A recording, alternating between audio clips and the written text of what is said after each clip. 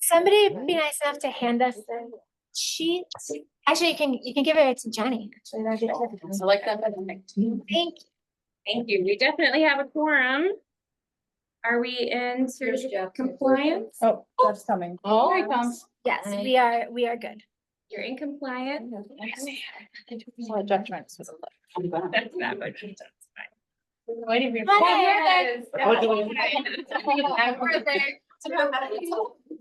Yes. Yeah. Birthday, he can do what he wants. Yeah. You won't cry if you want to. I'd invite you to stand and recite the pledge with me. I pledge allegiance to the flag of the United States of America and to the republic for which it stands, one nation, under God, indivisible, with liberty and justice for all. Thank you. All right. It's time for public comments. Becky, did you get any signed up online? I don't think so. Did anybody on Zoom want to say anything? Likely to forget if I don't want to go. Yeah. Maybe, okay, raise your hand if you decide you want to at some point, and we'll circle back at the end just to make sure. Okay. All right. Number one is Ginny Strobe. Young kids shouldn't have access to graphic depictions of sex of any kind, not straight or LGBTQ. It's not book banning to want books like that out of the hands of kids or young teens. Their parents should decide when they're mature enough to learn about those things, not taxpayer-funded public libraries. I know there have been kids who walk to the library after school where their parents would pick them up. There needs to be something in place to protect them from exposure to objectionable books while they're there, and they shouldn't be able to check them out. Right now, there's nothing like that in place, and I think there should be. Thank you, Ginny. All right, I believe the next name is Mary.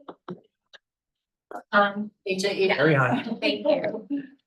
Thank you for allowing us to speak. I'm respectfully requesting that before doing any kind of, and I see it's only discussion and presentation of Jenny's proposal, but before you make a decision about the proposal, I would hope that there's discussion tonight.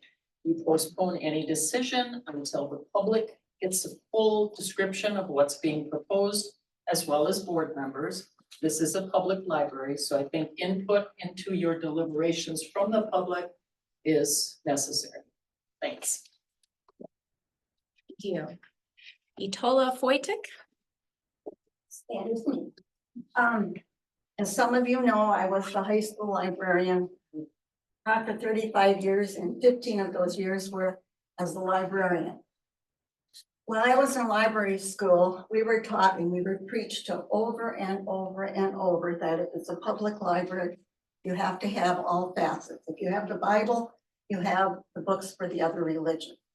So as a public library, you have to honor all creeds, all colors, all everything. And Ginny referred to kids in the books. I think parents should be with their children when they select books. I feel that one. I have seen this place sometimes, and it's a babysitting service for parents. And I am so glad that when we have snow days, you're not open, because I could just see you bombarded with children. I mean, when there are snow days, I have 3 grandkids, and yeah, when there's snow days and my daughter has to go to work, she can't ship her kids off to the public library. She has to find a babysitter. So, but my main point was that it's public. It's for everybody and every interest, let's say. Thank you. Thank you. Diane Barkstrom. Hi, that's me. I have not come before to one of these meetings, but I've been following it. And as some of you know, for 11 years, I wrote for grants. And through our home and community education, we got over 5,000 books into the hands of the children of Plains County. Reading is very important to me. I've been on this, I was on the school board in Prentice for many years and worked with the student assistance program. I saw a lot of the children who were dealing with difficult situations. I too believe this is a public library and we should have books for everyone here. A community has a great responsibility to educate our children and also to open the world for everyone. And I think the library can be the keystone for that. However, I have a problem through my work with the homeless and the shelters in North Carolina. I saw what happened to young children who were exposed to inappropriate things, how they acted up at school, how it affected them. No 4-year-old, no 7-year-old walks into a library and says, I want a book that shows graphic, whatever. It's a parent or an adult who is interested in that. Yes, we should have these books. No, they should not be where the young children are. People want these books, they should ask for them. Our library is starting to hurt. It's starting to get harder to have people vote for funding. What is this library going to do if the county board and the other people no longer support it? This library is important to a lot of people, and it can be the mainstream for a lot of things. Let's not use 1 or 2 policies to destroy all that.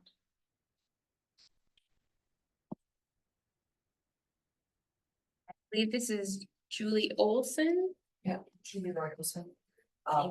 Former educator in the school district for 31 years. I think it can reasonably be assumed that the public libraries around the state and nation have roughly the same variety of reading materials as Phillips. Yet we've had more challenges than any other libraries I've heard of, enough to draw the attention at the state and local levels. We should be concerned that a small vocal group of individuals think they should be deciding the appropriate measure when everyone else is reading. Julie. Sally, I think it's Hummel. I would like to read the same thing I read to you over the armory. My name is Sally Rummel. In 1953, I was a sophomore at Phillips High School. I left my Phillips Public Library. Oh no, I left my Phillips Public Library book in the classroom on a Friday. On Monday, I went to get it. The teacher said to me, "You can't have this book. It has a word in it that you should not know. No, you should know. Shouldn't read, no." The library, the teacher said I couldn't have it. She was going to have the librarian fired. She went to the library board, and then the only way she could keep it, her job, was if she could review any books I took before, because it had this word in it. And this woman needed the job because she was on the only income, her husband was sickly. So I agreed to it. I've always since then said, why did I agree then even? Because I don't feel that way. You may wonder what the bad word was. Divorce. Divorce. It was not acceptable at that time. And that's what, this is how much from 1953 to now. And that word is known, and people have had divorces, but it wasn't. There was one woman, and I'm loyal, that came back with 2 children. She was married, but divorced, and she was shunned. She was actually shunned, and her parents owned a business here in town. She was not anybody bad, and I always felt sorry for her, and I want you just to, I saw the, yeah, but anyway. It happened to me. Just think, I just left a book in there and the teacher said it was a bad word. I didn't know what the bad word was till I got there. And that's what it was. Nowadays we call other things living styles or something is bad. In those days, it was divorce. 1953. Yeah. Shirley Smith. I am a member of the Friends of the Library and probably I'm one of several administrators for the page. And besides repeating for the Friends group posts from our library, I follow pages of the other libraries in the county and book lovers, retired school librarians, so that, you know, when you go to the page, there's something to see. And so I want to invite anyone here who is on Facebook to like and follow their page to keep up with what's going on both with our library, with the activities of the Friends group, and even just some fun things about books and authors. And now I get to go speak at that event over with them. Thanks for doing that. Thanks for Thanks, doing that. Shirley. Do that and Hey. Anyone online? On Zoom? Anyone on Zoom? Okay, moving on. Thank you all for your interest in the library. I don't believe we had any comments at the last meeting. And as far as I know, no communication or correspondence. All right, minutes from the September 23rd meeting, which are in your packets. I do want to note one thing. I believe library staff present, we also need to add Jody to that. And Linda. And Linda, correct. Linda. And Linda. All right, I And will get those. Thank you for catching that. yes. And there was a section where, what's it on the page number now?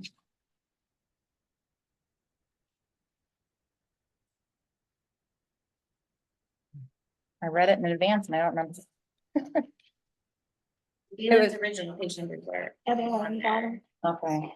Maybe I might have my copy. No, I didn't. It was asked about making sure we had city legal counsel review whatever proposal we would proceed with if appropriate. And it presented the question as being asked by Jeff. I think actually the question was presented by Mark, was my recollection. I can't find it in the notes, but Here, let me, I'm just looking through the minutes to try to make sure I find Oh, the right yes. spot. page is Mark, Page six. page 6 of your minutes. 8 of the. whole- Page 8 of the whole thing, 2 bullets, 2 white bullets up from the bottom. Says Jeff Fall asks if Yep. Marco's proposal, I believe that should be Mark Berskevich. Just put Mark Okay. B. Mark B. Yeah. We won't make you spell it. Okay, yeah, that's actually one struggle that when I'm writing my notes just for myself, wait a minute, this looks like, okay, normally I just do a control like H, replace everything at the end, because when I'm writing, I do sometimes first name, last initial, sometimes I spell it out, and I try to just spell it out so I'm consistent with everyone. If I ever miss that, apologies and no disrespect or anything intended. Understand. So we have an option. We can make a motion and a second to approve the minutes as adjusted, as those notations have been made, or we can delay and approve it next time when you see the final copy. I'd prefer the former if somebody is comfortable with that. I would love to make that motion for you. Motion made by As adjusted. Brittany to approve the minutes with the adjustments noted. We need a second. Second made by Brian. All in favor, say aye.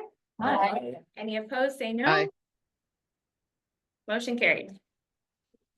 All right, up to you, Mr. Bruce Marshall, sir. For interest sake, I did pass out a treasurer's report. I just finished it this afternoon. There's nothing, no action necessary, it's just information. There's nothing of consequence that has changed in the last month. Nominal deposits and checks and whatever. Nothing unusual, okay? But nevertheless, I'm just passing it along so everybody's got the information. And I did send it to you, Becky, about 15 minutes ago. You can pass it on. Okay. 2 other items. Most important is the CD. We have a $60,000 CD, which will come due in November. That should either be renewed or taken out and reinvested. And I'm suggesting that we take it out and reinvest it. Because you just roll it over, you just get some lame interest rate. And I shouldn't say that, but you get a lower interest. We are currently at 5% because we set it up on a promotional rate for 9 months. At Prevail, the current best promotional rate is 4.25%. It's actually 4.18%, which yields to 4.25%. That would be a 7-month. There is a 19-month, which is the other special, that would yield 3.75, 3.75. Checking with the other local lenders or places, Forward Bank would be 4.25, yielding 4.32%. That would be a 9-month CD, so marginally better. And Connexus, which is the other one, they would be in the 3.6 to 3.86 range. So it would seem to be between Prevail Bank and Forward Bank. It would be my preference for the very nominal difference of 4.32% at Forward Bank, 4.25% at Prevail. It would be my preference to keep it there, just for simplicity's sake. But that's what we have available. So it certainly makes sense to pull it out of the current CD, let it, take it out and then either reinvest it at Prevail for 4.25%, or take it over to Forward Bank for 4.32%. And those are the APYs? What's the interest rate if we don't? Because if we don't do anything, if we just let it roll over, it will roll over for another 9 months, and that will be at 1.1%. So it does seem to me we ought to be just. Expires when? November 9th. Yeah, I will say I didn't check any place outside of Phillips. So these were the only 3 I checked. I didn't check any place else. I didn't check Associated or the credit union in Park Falls. Just checked here at Phillips. What did you say Connexus was? Connexus was 3 points. Oh, really? 3 point, their highest one was 12 months for 3.86 effective. Must have dropped since I looked a week ago. Oh, well, unless I missed something, but that's what oh, wait, I'm sorry. I said that wrong, 3.99. They didn't get to 3.9. Effective. That would have been for a 24 month for the 399. 3.99 for 24 months, 3.86, 12 months Okay. at Connexus. Yeah.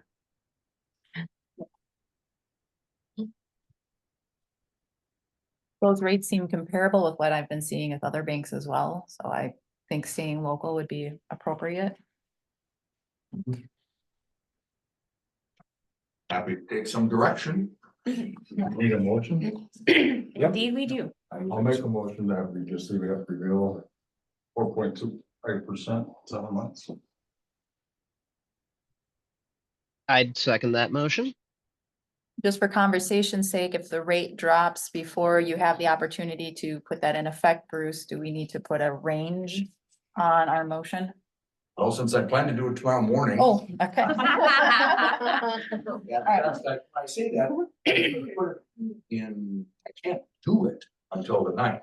You're right. But I'm intending to stop in there and wherever we were gonna do it, try and get it arranged, but you're right. Right. Probably should. Usually at the end of the month, they make an adjustment, so.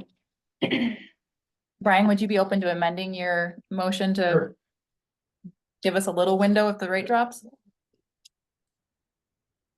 Well, you might want to look into something a little more longer term, because the rates are starting to go down, it would appear.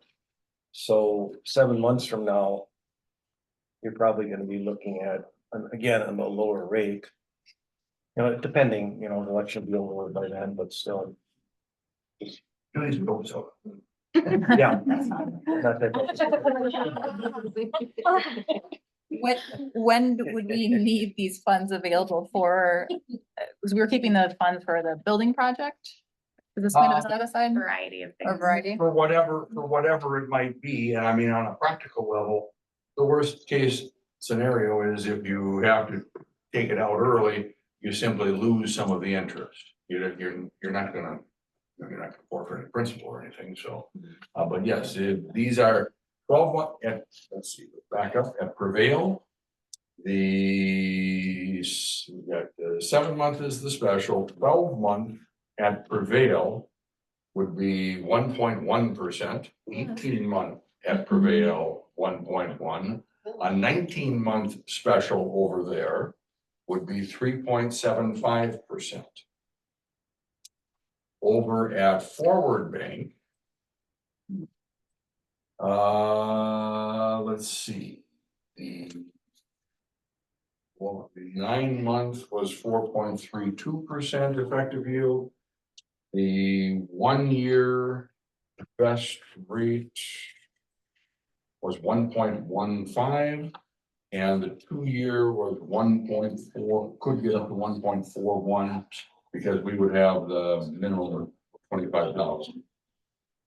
So, and then it's an Nexus, if you wanted to be looking at 2 years, they have the best 24 month rate, which is 3.99% for 24 months. That might be something to consider, because the rates are going down. Yeah. 7 months.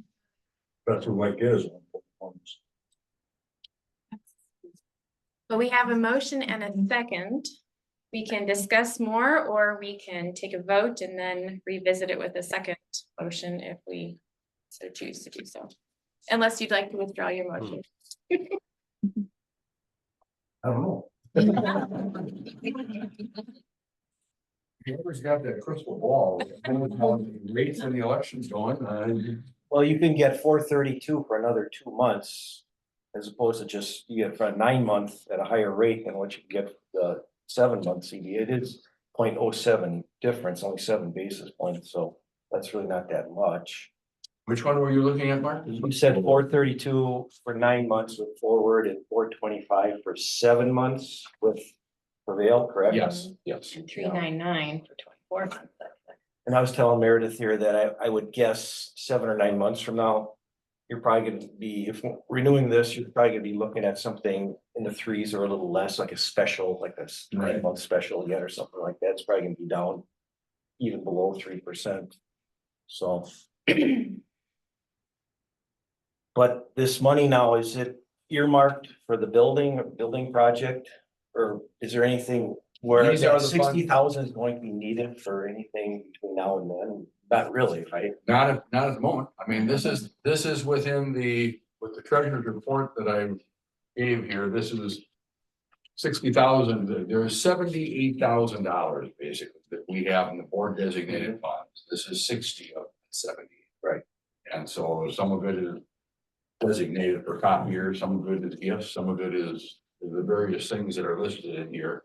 But obviously we have all been thinking that some chunk of this is gonna wind up going to hopefully complete the renovation project, along with some other grant money or other fundraising, however that may go.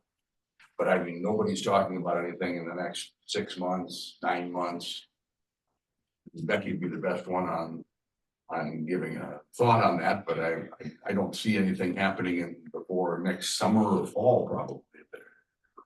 At the earliest, and I can't see asking the board for $60,000 without getting within $60,000 of our goal, like, which, yeah. Excuse me, as a banker, you could split the CD. That's true. And then you could The do ladder. the longer one, and you could do the shorter one, and you won't cover all of your concerns.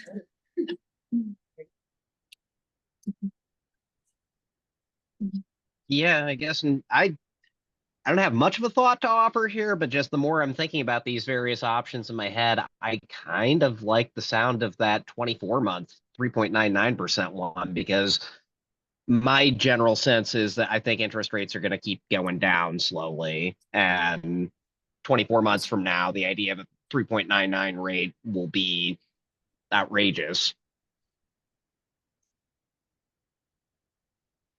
All right. The comment, let me just make a quick comment here. Diane's comment is absolutely correct. There, what she's kind of referring to is sort of laddering these things. Where basically we would take, if we've got 60,000, if we wanted to take 20 and put it in for 2 years and 20 for 18 months and 20 for 12 months, or take advantage of the special for one of the 20s and you know, do something with the others and try to get the best rates with some variation. That's not a bad idea at all. I think it's a very good idea. Yeah, that's, I think something like that where I wouldn't necessarily want to do the whole thing for 24 months, but doing a chunk of it for that. In light of all this, I should probably withdraw my second for the original motion. Withdraw my motion. Well, why don't we just go Yeah. the 30 on the 24 month at $399, and then the other 30 at $432 for 9 months. I'll second that. Okay, so 30 at Connexus. 99. And same concern that Christie and 30 at forward. No, yes, at Yeah. forward, 432, 432. Because And we that was are a 9 getting money from the city and the county, and I feel we should maximize their money by taking advantage of the highest interest. Well, I should point out, none of this money came from the city or the county. None of this is taxpayer money. This is all money that has been in some Okay, fashion, but it's still, the concept is still. Yeah. But I just. Yeah, it's fungible. Okay, and so 30,000 with Connexus at 3.99, 30 at Forward Bank with 4.32, that's a 7-month, I'm sorry, 9-month. Yes, 9-month, and 24-month at Connexus. Okay. What I'm trying to say is the same concern that Christie raised before. These are the rates as they sit today on October 24th. We're gonna be going and doing this right after the election. Rates may change at the end of this month. I think that tends to adjust. Do I want a range on this motion? Well, you may want to ask if they'll honor the rate for November 9th, because I personally have done that from when I was working. So. All right. And well, the worst case scenario is if I can't get these rates in this situation, then I will not renew anything and will redecide next month. That make sense? In that case, would the money just go into the savings account? We're just going to just back into the savings. I do believe you have, what, Right? 10 days after the end to actually adjust it, so. Correct. But we won't probably have, well, I don't know. Well, it depends on when the November meeting is. Right. Yes, you're correct. You normally have 10 days. Yeah, on the due date. After the expiration. Great. Any more discussion? All those in favor of splitting into 30,000 chunks for the 2 banks? Say aye. Aye. Any opposed, say no. I, Motion carried. The second on Who that? seconded that? Oh, that was Brian. Okay, thank you. I missed that. And Oh, then yeah, actually, one other informational note for as treasurer, we did verify that we are properly bonded, through the city. Through the city's insurance. So these are good. That was one of the things that has been bouncing around and both by statute and bylaws, and we are, properly bonded for $100,000. Thank you for following through with that, Bruce. That's all I have. excellent. Thank you. One quick question. Who made that motion initially just now? That was Mark Briskevich. Mark with a K. Got The other Mark's got a C, it. Yes, right? you did. Correct. Yes. All right. Thank you. And wiser. You're pitching it. Becky has a report for us. Okay, first of all, I need at least 3 volunteers to come next Thursday and judge cupcakes at 9 o'clock in the morning. Oh my God, do I get to eat them? Yes. Yep, I'm in. All right. Is anybody else? No, we have to drop it now, so it's no big deal. Okay, good. 9 o'clock, anybody else? Halloween I'll day? show up. Yeah, perfect. Okay. Anybody else? Okay. Somebody else think about it, but Mark and Brittany, that's. 9 o'clock Thursday. They are being cooked by Mrs. DeGroot's food class, and we have a rubric by which you are going to judge them. So, yay, all right, perfect. I'm on soft. Okay. It's horrible. This looks great. Great. You guys had asked that we start reporting on numbers to the programming. So on pages 13 and 14 are the numbers for the programming. The one that says October programming numbers so far is kids. I'm sorry, I realized today that it didn't say youth on it, but that's the youth programming. And then, oh, sorry, and then on page 12, on the back of this says adult services, and that is the adult services, obviously. I think it's going really well. I have actually a couple other numbers to show you in the next part. So we'll leave it at that for now. Can I ask a quick question? Yes. The upcoming community game day, you know when it is? So I was gonna share that with someone, but I didn't get on the calendar. The Which day? 28th. Monday. Do you have an extra one of those, Mrs. Markle? Jody Okay, can thank you. print out. Come, have fun. It is fun. It is fun. At what time? 3:30 to 5:30. Thank you. Okay, I keep going out to play Hangman inside Villa once a week, which is really fun. They're great. And Linda's been visiting the 4K classes up at the school every week, which is great. And then they have almost every week, they have an outreach program that they have to do. And so we are trying to go up once a month to the outreach program. And we're trying to do it the 1 week that we don't have after school program here on Thursday. So every Thursday, we're doing something with the after school kids. We're either up there or we're here.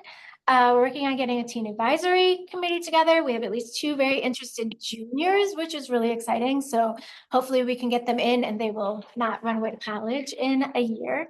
So that's fun. And Jenny Markle filled in a story time, which was amazing. Thank you very much. And we also have a volunteer from the Friends group that's helping with Friday morning fun time. And Rebecca Trimner also filled in. So we now have a roster of fill-in storytime people, which is really exciting and really kind of nice for me. So, yeah. All right, and then the county board meeting. Okay, the first thing I want to say is that we are in the county budget at an 80% increase, which is great. Jenny went to the executive meeting with me and they accepted it at exec and then it got pushed through at the full board. It does still need to go to a public hearing. I've been told that the budget has never been changed in recent memory due to a public hearing. But they can't tell me that, so it still has to be rubber stamped and it gets rubber stamped the second Tuesday, I think. Yeah, the 11th. Is that voting day too, or no, that's the week after? Week after. Okay, good.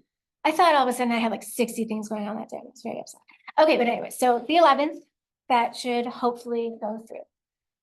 At the board meeting, there were comments made by Tammy Hastings during public comment. I don't want to revisit those, but then if you're curious, go look, it's on YouTube. She did pull me aside at the break that we took. And I want this board to be made aware of what's been being said to me in these private meetings, I guess. I was told that they are very proud that they ran Jake Warzakowski out of town and got him out of the library here. I was told that they are never going to stop coming after us. We are just going to keep coming and coming and coming and coming, which I don't know. The question was posed as to why I am attacking Christians. And I would just hope that if any of you hear that in the community, that you make it clear that representing other groups of people at the library is not an attack on Christians. And I promise I am not attacking Christians. And I really, that one kind of got under my skin, in addition to a couple of really inappropriate personal questions that she asked me about my religious beliefs that we don't need to go into. However, I was pushed a little bit further than I've been pushed before, and I did tell her that I am a part of the queer community. Her reaction to that was not appropriate at all.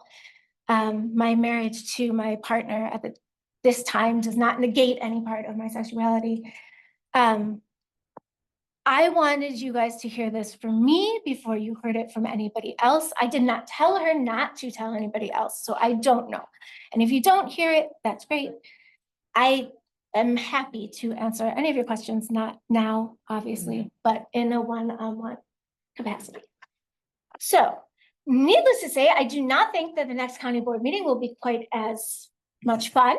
And I will be more careful about allowing people to just come up to me and start talking to me in public forums. I feel as though I do better when I have a minute to think about things, and sometimes things are said that maybe shouldn't. And with that, that is the end of my report. So thank you. For your report, Becky, and for your candor. On behalf of the board, we thank you for asking for the funding that we need and for representing the library in that matter. All right, staff meeting minutes are in your packet. Hopefully you got a chance to look that over. These don't need to be voted on, they're just for information purposes. Right, any questions about that? Just out of curiosity, the after-school program sounds like it's going well. Like 30 kids? That's fantastic. This room gets even warmer than it is now. I don't think. But yes, it's going. I know it's early on. Are any of them expressing interest in taking materials with them when they leave? Or is it just getting them here is a first step, obviously, to be familiar and comfortable at the library, but. We should ask the proctor. I guess I hadn't thought about it because their parents are aware that they're here. But I'm a little worried that we've run into the same problem that we ran into with school visits, which is that if the kids start checking out books when their parents aren't with them, like we used to send out a lot of bills after those visits. Because and it's not anybody's fault, but like if you don't know that Ella checked out a book during after school program, then I can't be mad at you for not bringing it back. Sure. So. But we'll ask, because you're right. It would be nice to let them. All right. Question. Any others? All right, circulation report is on page 15. Yes, starting on page 15. And so I didn't give you guys the graph of overdrive because I wanted you guys to see the overdrive numbers of all of the libraries. And if you put those into a graph with the other ones, you can't see the numbers of Park Falls and Phillips because the other numbers are so high. But you can see there's a general trend of people using online materials more, which, well, I guess, all right, we'll go through the graphs first. So we went down a little bit in September. The overall circulation of the system went down a little bit in September. Like if you look at the IPLIS one, our graph looks a lot like the IPLIS one. I don't know what magic they have in Park Falls that is letting them not match the overall system graphs. I don't know. I'm very happy for her. We're about the same place that we were last September, so at least we're not losing ground, I guess. I'm not overly upset with it. I feel like there's usually a drop between September and August. Comes to the summer library program. But I had to put together a whole bunch of really fun numbers for the county anyways, so you guys get to see them as well. And actually, the county did not see the first table at the top because I didn't know that it would actually help us with anything. But so the very first table at the top shows you the amount of users that are currently in the system. And then I tried to kind of figure out the drop in the population of Phillips. Those numbers are really hard to pin down and depending on what website you go to, but Phillips is getting smaller. We do know that there are less kids here and that it's an aging community because we keep getting, I think we just have two kindergartners this year, and last year we had 3 or something like that. So if you watch the classes up at the school. But yeah, so we have a few less users. What I think, and I don't have the circ here. What I think is really interesting is that our users went down a little bit between 22 and 23, but our circ stayed the same.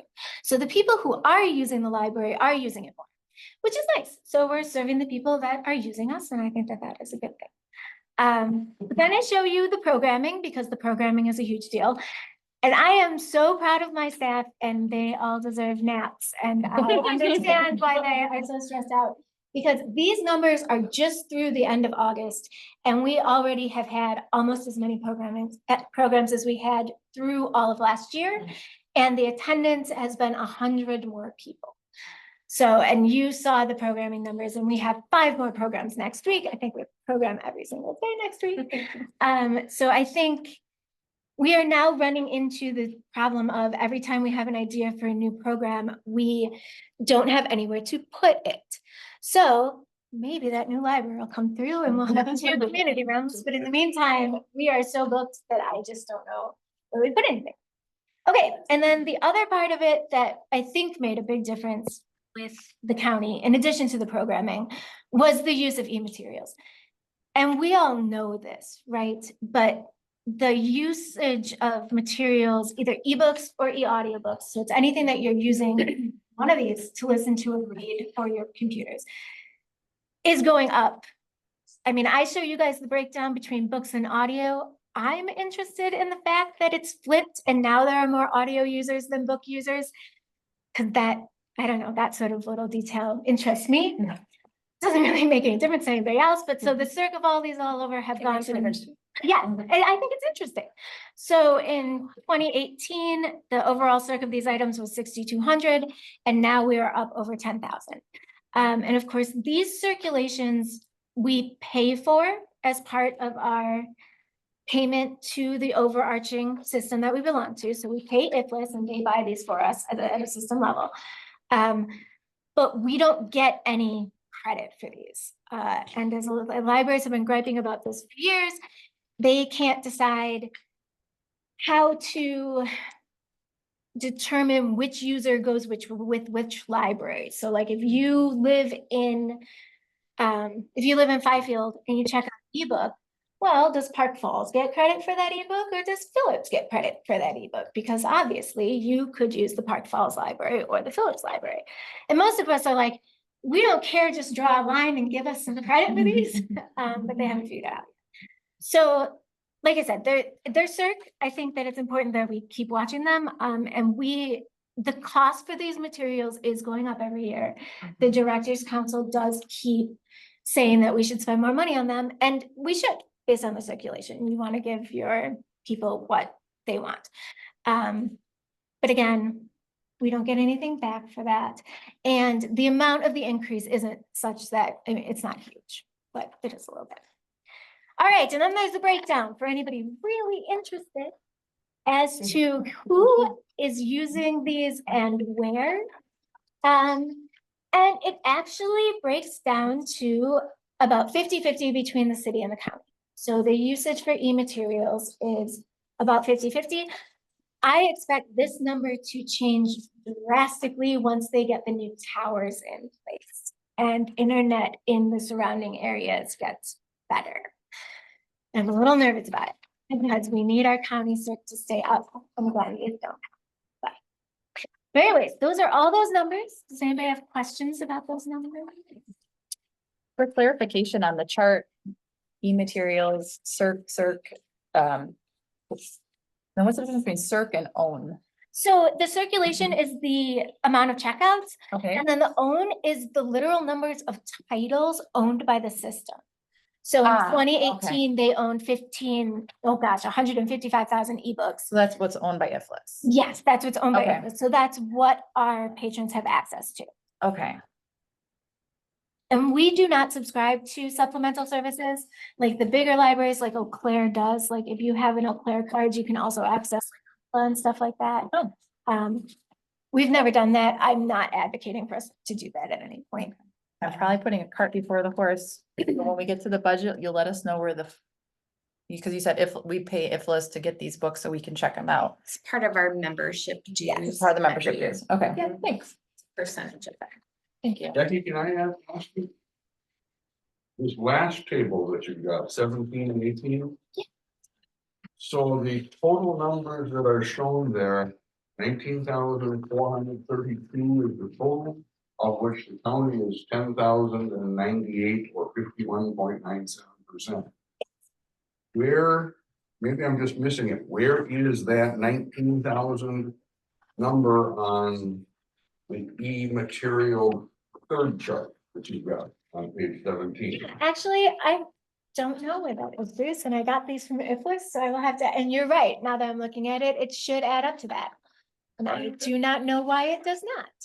Well, Yeah, I was just trying to correlate the charts and I'm. Is that from Becky, yeah, there is a chance that these numbers are from, are these the card holders versus the checkout numbers? no, because I didn't give you No? guys the card Okay. holders, because I thought that the checkouts were of more use to us than the card holders. Just wondered if it Yeah. was mixed information. The card holder breakdown is 2/3 to 1/3, and I have those numbers somewhere else. But we have more e-card holders, or more people that have used their card for e-materials in the county, but the ones in the city are checking out more, so it balanced. All right, well, But yeah, no, I will try to find it. So Becky, this, like in 2023, 10,686 circulation.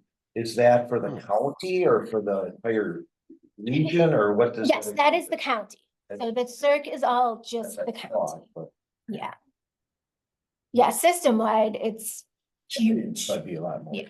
So that's us, Park Falls, Ogama. This is actually everybody in Price County. So it's any e-checkout by anybody that right. has a card from Phillips, Park Falls, or Oakland. Okay, Yeah, so it's all three card holders. sure. Okay, thank you for that clarification.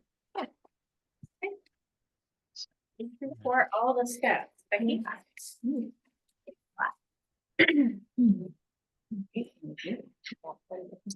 Okay, did we have any update from the library friends?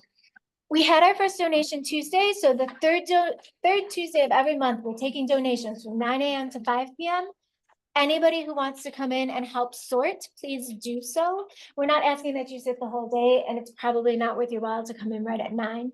But if you come by like noon, we got about 5 boxes last time. And so the friends are coming in. We had a couple of boys who needed some community service hours that helped us box things. So yeah, but that's going really well. I don't know, is there anybody else here that went to the friends meeting? I think that was the biggest thing. And if you want to join friends, just let somebody at the library know and we'll get you in touch. Thank you. Okay, on to old business, discussion action on updates to the bylaws. It was just that word, so I added regular meetings.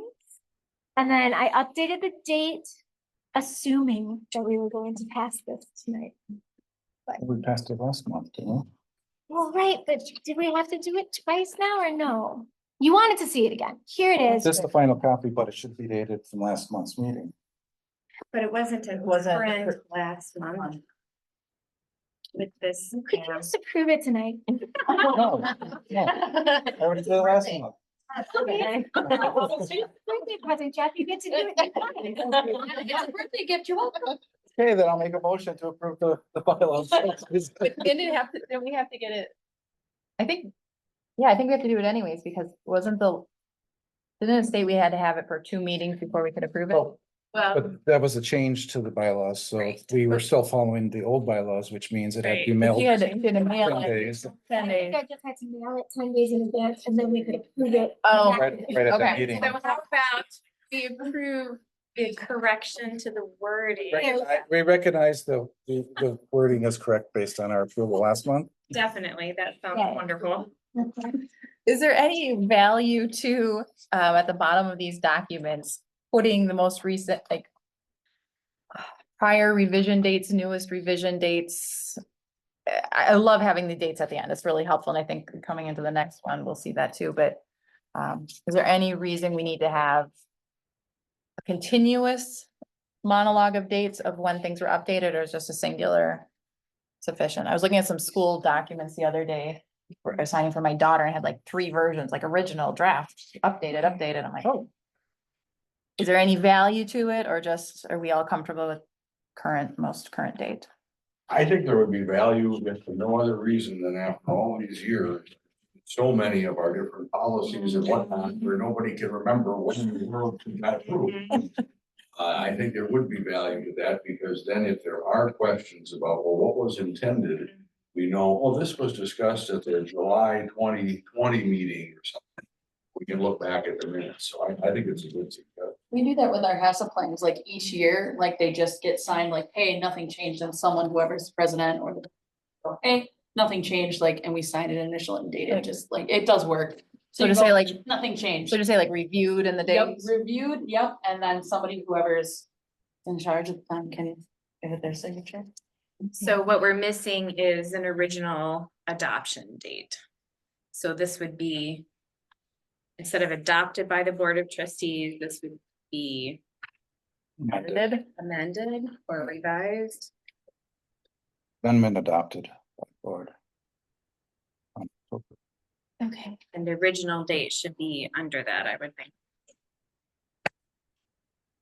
Right, reverse. I will do my best to find the original date. It was sometime 4th last. of May, Oh, you're 2023. awesome. Thank you. You really do deserve that cake now. This cake? That could be. Well, Was it 2024? Yeah. 24, just 23. I think it was 23. It was that long ago, it says May 4th, 2023. 2023. Yeah. Oh, I'm sorry. You were Then we didn't touch them until Jack read them, and then we. Right. Yes, it's all my fault. It is your fault. Well, and I will may have to leave. I have, my niece has a volleyball game at 7, so I will be leaving early. Okay. Well, right. If we don't get done, if we don't get done in 15 minutes, I'll have to All leave. right, so we have a motion on the table. I will second. Go ahead. Second by Meredith.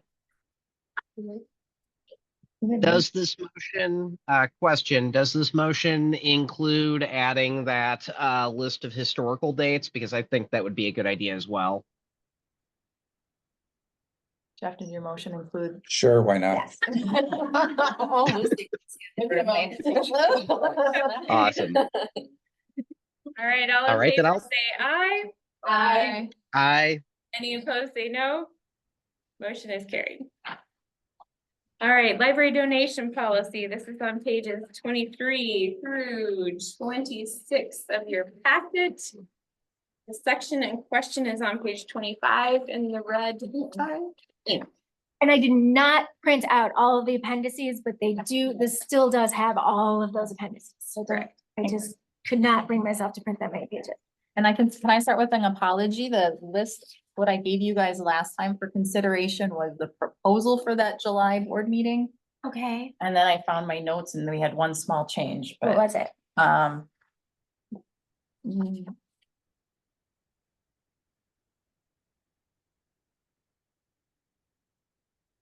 know what it said, but I didn't find my note.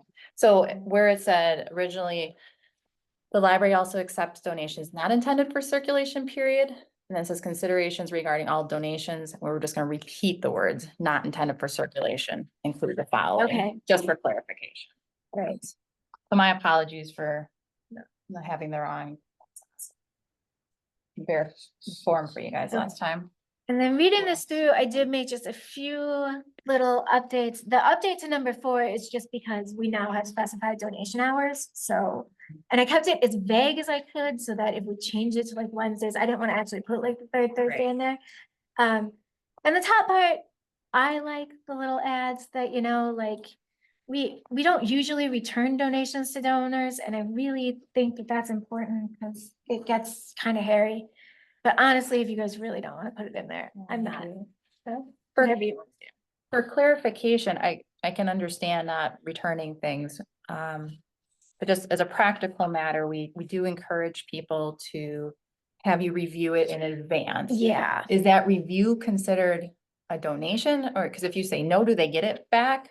Or do they send you a link to a website so you can look at the, We're hoping that they ask Online me about copy? it before they buy it. okay, The hope is that if they want to donate something, they would come and make sure that it fits before they purchase it. so ideally they'd present it to you maybe in a digital format, so it's not the Right, physical copy for you to return. exactly. Okay. If someone already has the physical copy and they say, hey, you want to take a look? Is that, Yeah. I'm just curious where that fits. I would assume that if they came and visited you in your office and said, how does this look at first glance? Do you think it would work? And you said, oh, I think so, leave it here. That's different from saying, oh, I can tell right away, we have 5 of those. We don't need another one. Take Right. it home with you. That would, That was just Oh, my I concern is see. how the review. I love the idea of them getting pre-approval, shall we say. Right. Until they leave the building, it's. Well, It's not always. Okay, that's what takes you back seats. You give it that software. Sometimes they give it to the front desk and the front desk puts a post-it on it that says the patron wants this added to the collection and then like, Okay. so sometimes, I mean, it's literally just floating around until. For Okay. example, Yeah. when a 1,000+ DVD collection got there, they got brought in boxes on a cart, so there would be no way for you to review until you. Okay. By the way, those were great. Or do we have, or, and for understanding, would we have patrons maybe, I dare say, sign something to say, hey, I know this is a donation. I'm not getting it back, or how big of an issue do you think people are gonna feel about this? It's supposed to have always been the practice. Okay, It just in the last couple of years has gotten a little hairier than usual with just kind of just with the procedure kind of getting up in the air. So I don't know how, Okay. I don't know if people are gonna be really upset about it, but Okay. Do we have this online posted, our donation policy? we have the donation policy, but considering the fact that it didn't have that in it, it probably isn't the updated donation policy. Mhm. So as soon as we approve this, it will go online. I mean, every policy we have is online. Oh, we'll have to add the bylaws.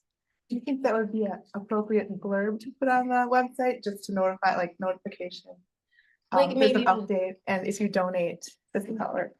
Here's Oh, here are our sure. donation hours. and our policy. Yeah, Here's- yeah, good idea. Happening at the library. Yeah. I'm sitting here stymied. I'm not understanding what we're doing. Why are we concerned about all of this if donations are final?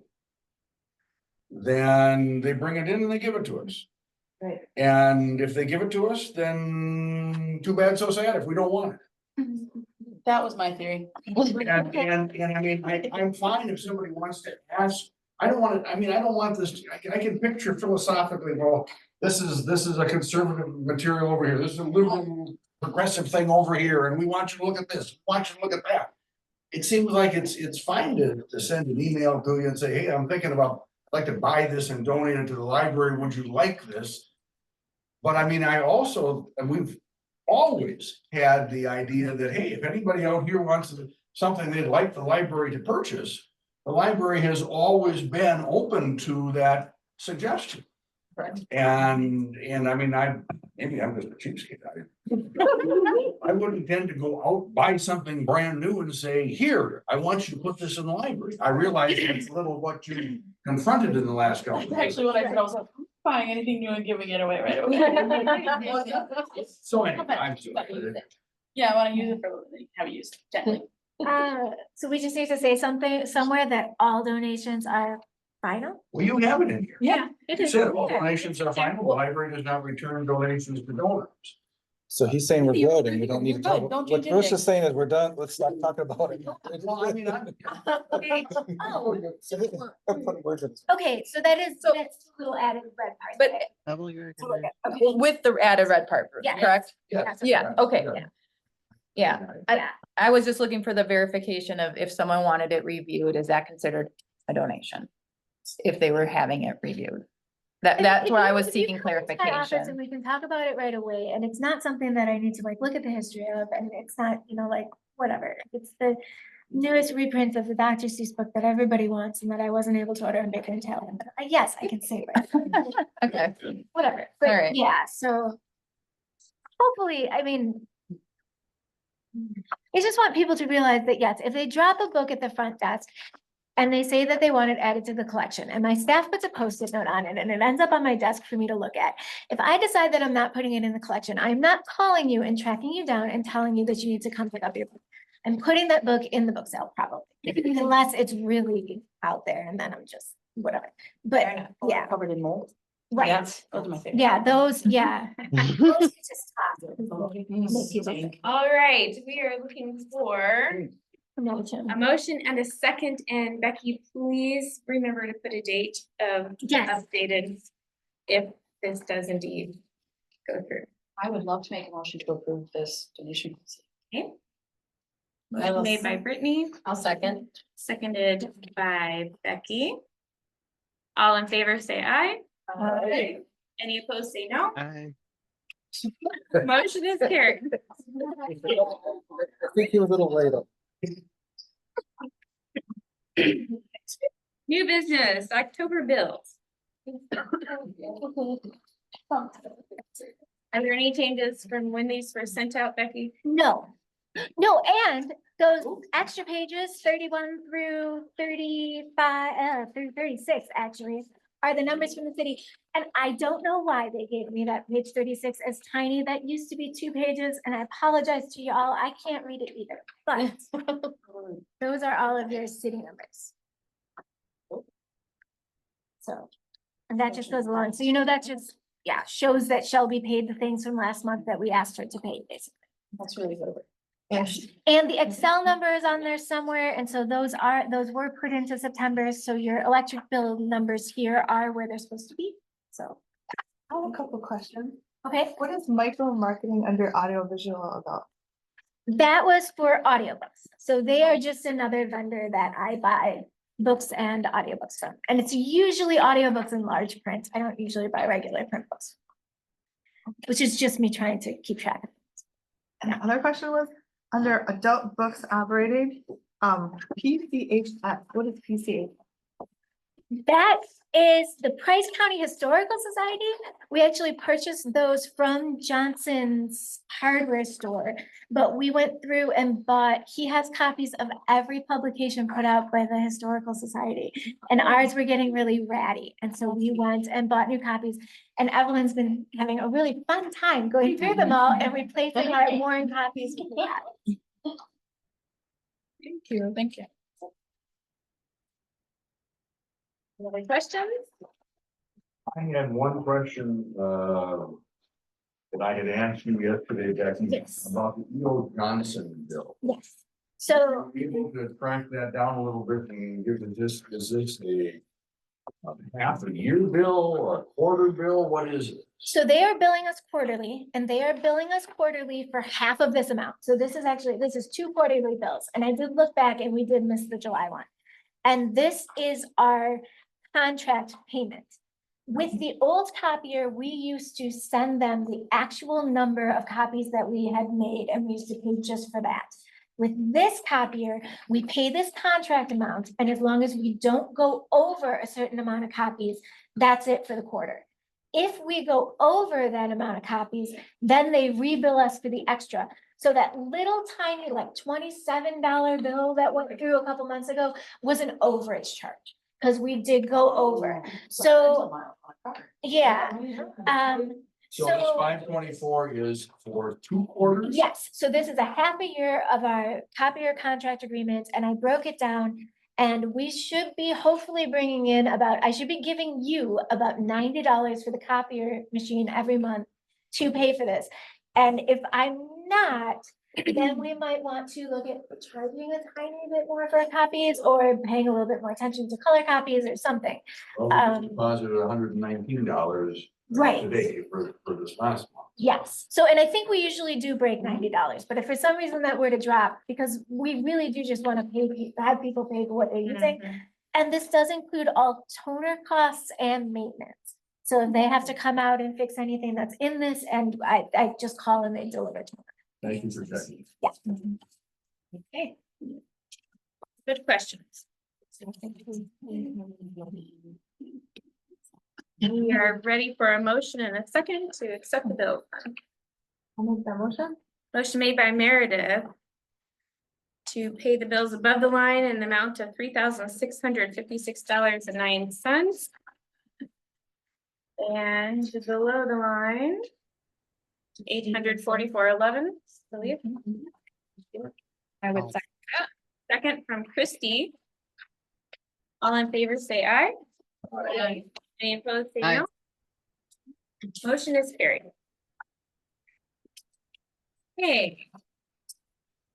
Discussion action on forming a finance committee. If I could, Bruce, are you willing to talk about this since this was your idea? Well, we were just talking about this was something that came up during Becky's, youth. And really is something that would be a good idea anyways, to have like a subcommittee, to take a look at where are we at multiple points during the year. So that we do the best we can to figure out, okay, how do we avoid overages? If we need to have some additional people contacting the city or the county to get additional information. Because that's been an issue at times as well, whether for you or I can say going way back, John Hendricks as well. And sometimes it may be helpful to have someone other than just the director trying to say, hey, can you please tell me how much insurance is gonna cost? Or whatever. So that was part of the reasoning. And also just so that we're a little bit better informed as a board on exactly where are we in terms of budget for the year, where do we stand? Not just as a percentage, but are we in good shape? Are there expenses we should be looking forward to? And hopefully it is partly to lift a little of that planning aspect from you and spread it among you and say 3 people or 4 people to work with you. And we're not talking about doing this out every month. We're talking about doing this like quarter of years. So that's.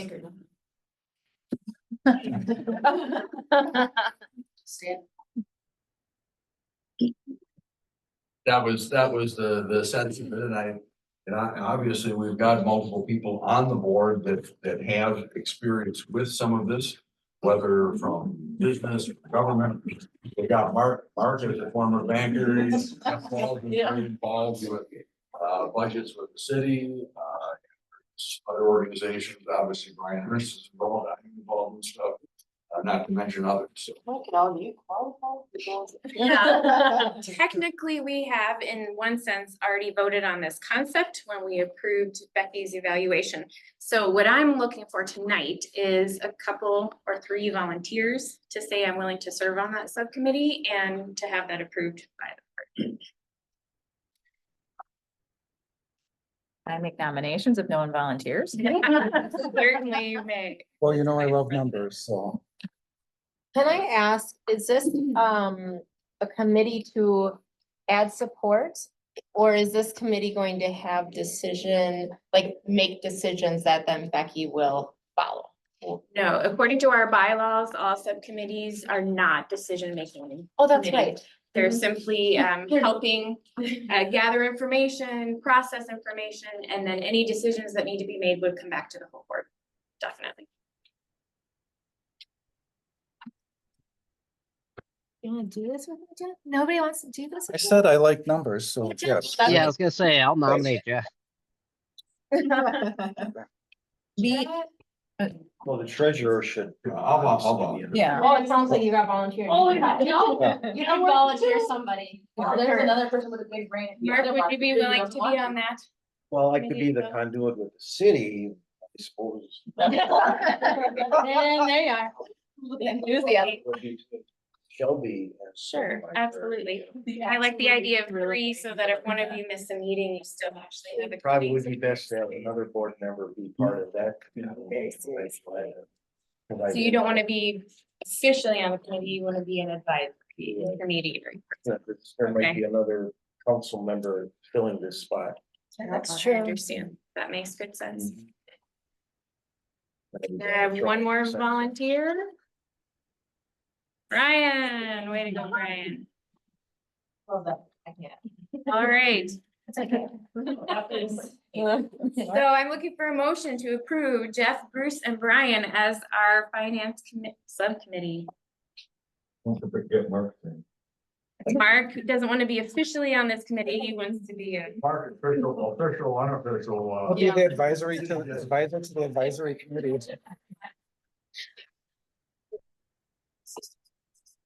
I gotta cover. Wait.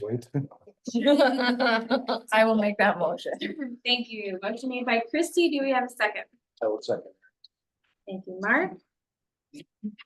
All in favor? Say aye. Any Aye. say no? Motion is carried. All right. My apologies, I do have a volleyball game. It's their regionals, first regional game tonight. Exciting. Hoping you're well. Then we'll sit playing Phillips. Good luck. They're playing close. Good luck. It's just the next day. Just leave the information on your way out the door. Okay. Happy birthday, Jeff. Jump for deer. Oh, yeah, that's the thing. All right, with your indulgence, I would like to take a 2-minute break so we can stretch and I can use the bathroom. Oh, she thinks she. Be right back. Yep, done. That was good. No, that one. I'm 2-minute break. I am. Oh, and then Bruce, I need at least that one check, but okay. Get extra water. Hydrate up. Uh-huh.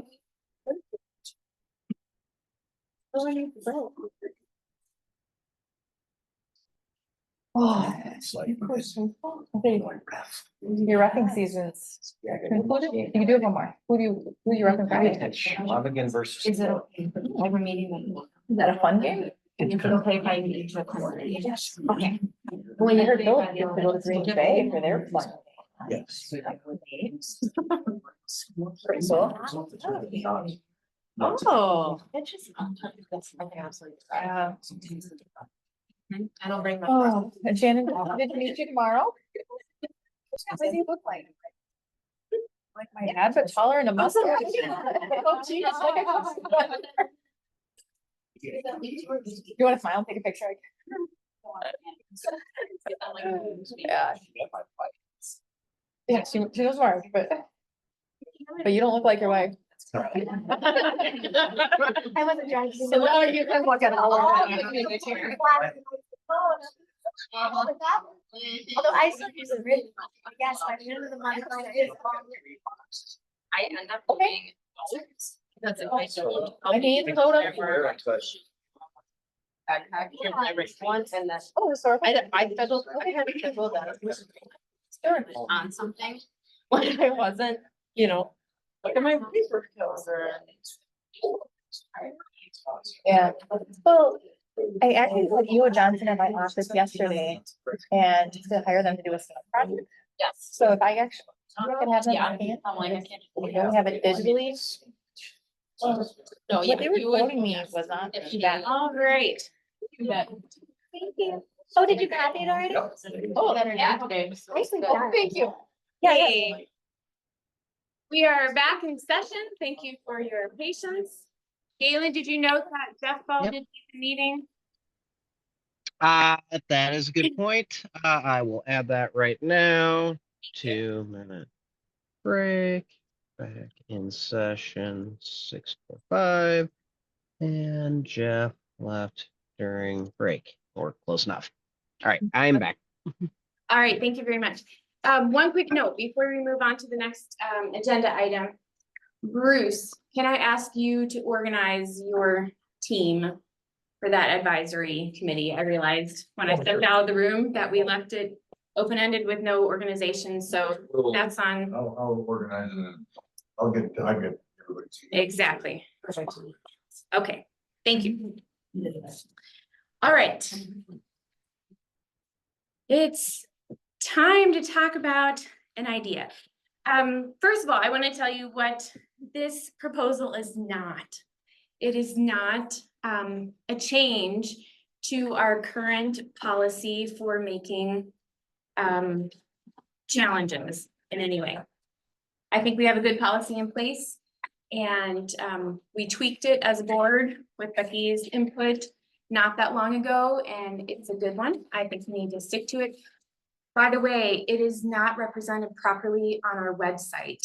I just looked it up today and realized, oh, it doesn't have the middle step there about talking to you, and some of the wording is a little misleading, so we might want to visit that. Okay, so that is not what it is. I don't want to change that. I want anybody and everybody to have an opportunity to ask questions about materials they are uncertain about, or if they feel it should be better placed in a different position, or if they think we need something to balance it, that needs to be in place. So as I was considering last month, and we were coming up on book challenges for adult materials, which has never happened here before in my knowledge. I was trying to imagine, and without talking to the person who, I've had no contact with the person who made the challenges, I can't be certain, of course, what his motivations were. But I started wondering what would be concerns of an average person who is making a challenge about adult materials, and what do we hope to gain from that? Where do we hope to go with that as a board? It kind of feels like a no-win situation. We certainly don't want to be banning materials. We don't want to have materials on our shelf and then remove them without very good reason and careful consideration. And it seems like we need something better than that. And why should we even be concerned about materials in the adult section? And then I started thinking about my own concerns as a parent in particular.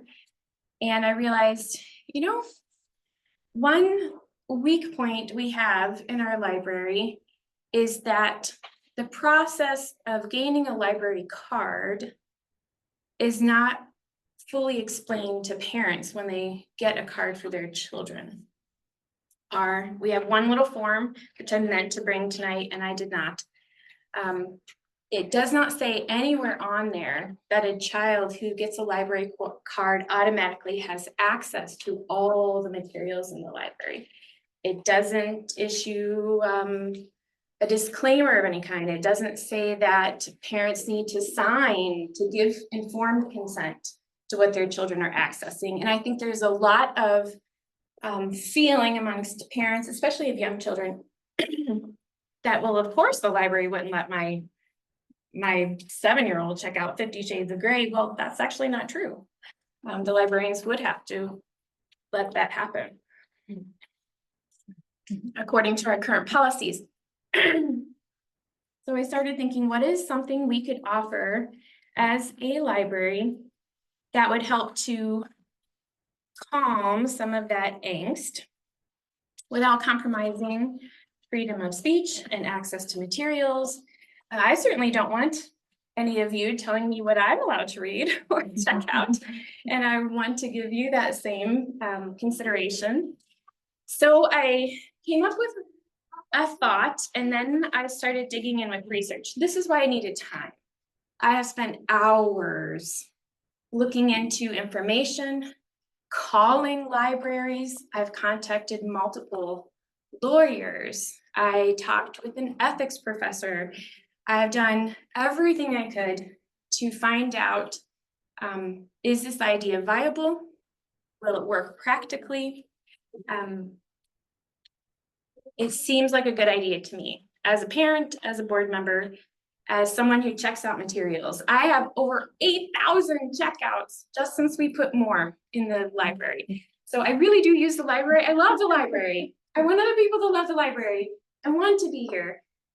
So this is just an idea. You can pass this around.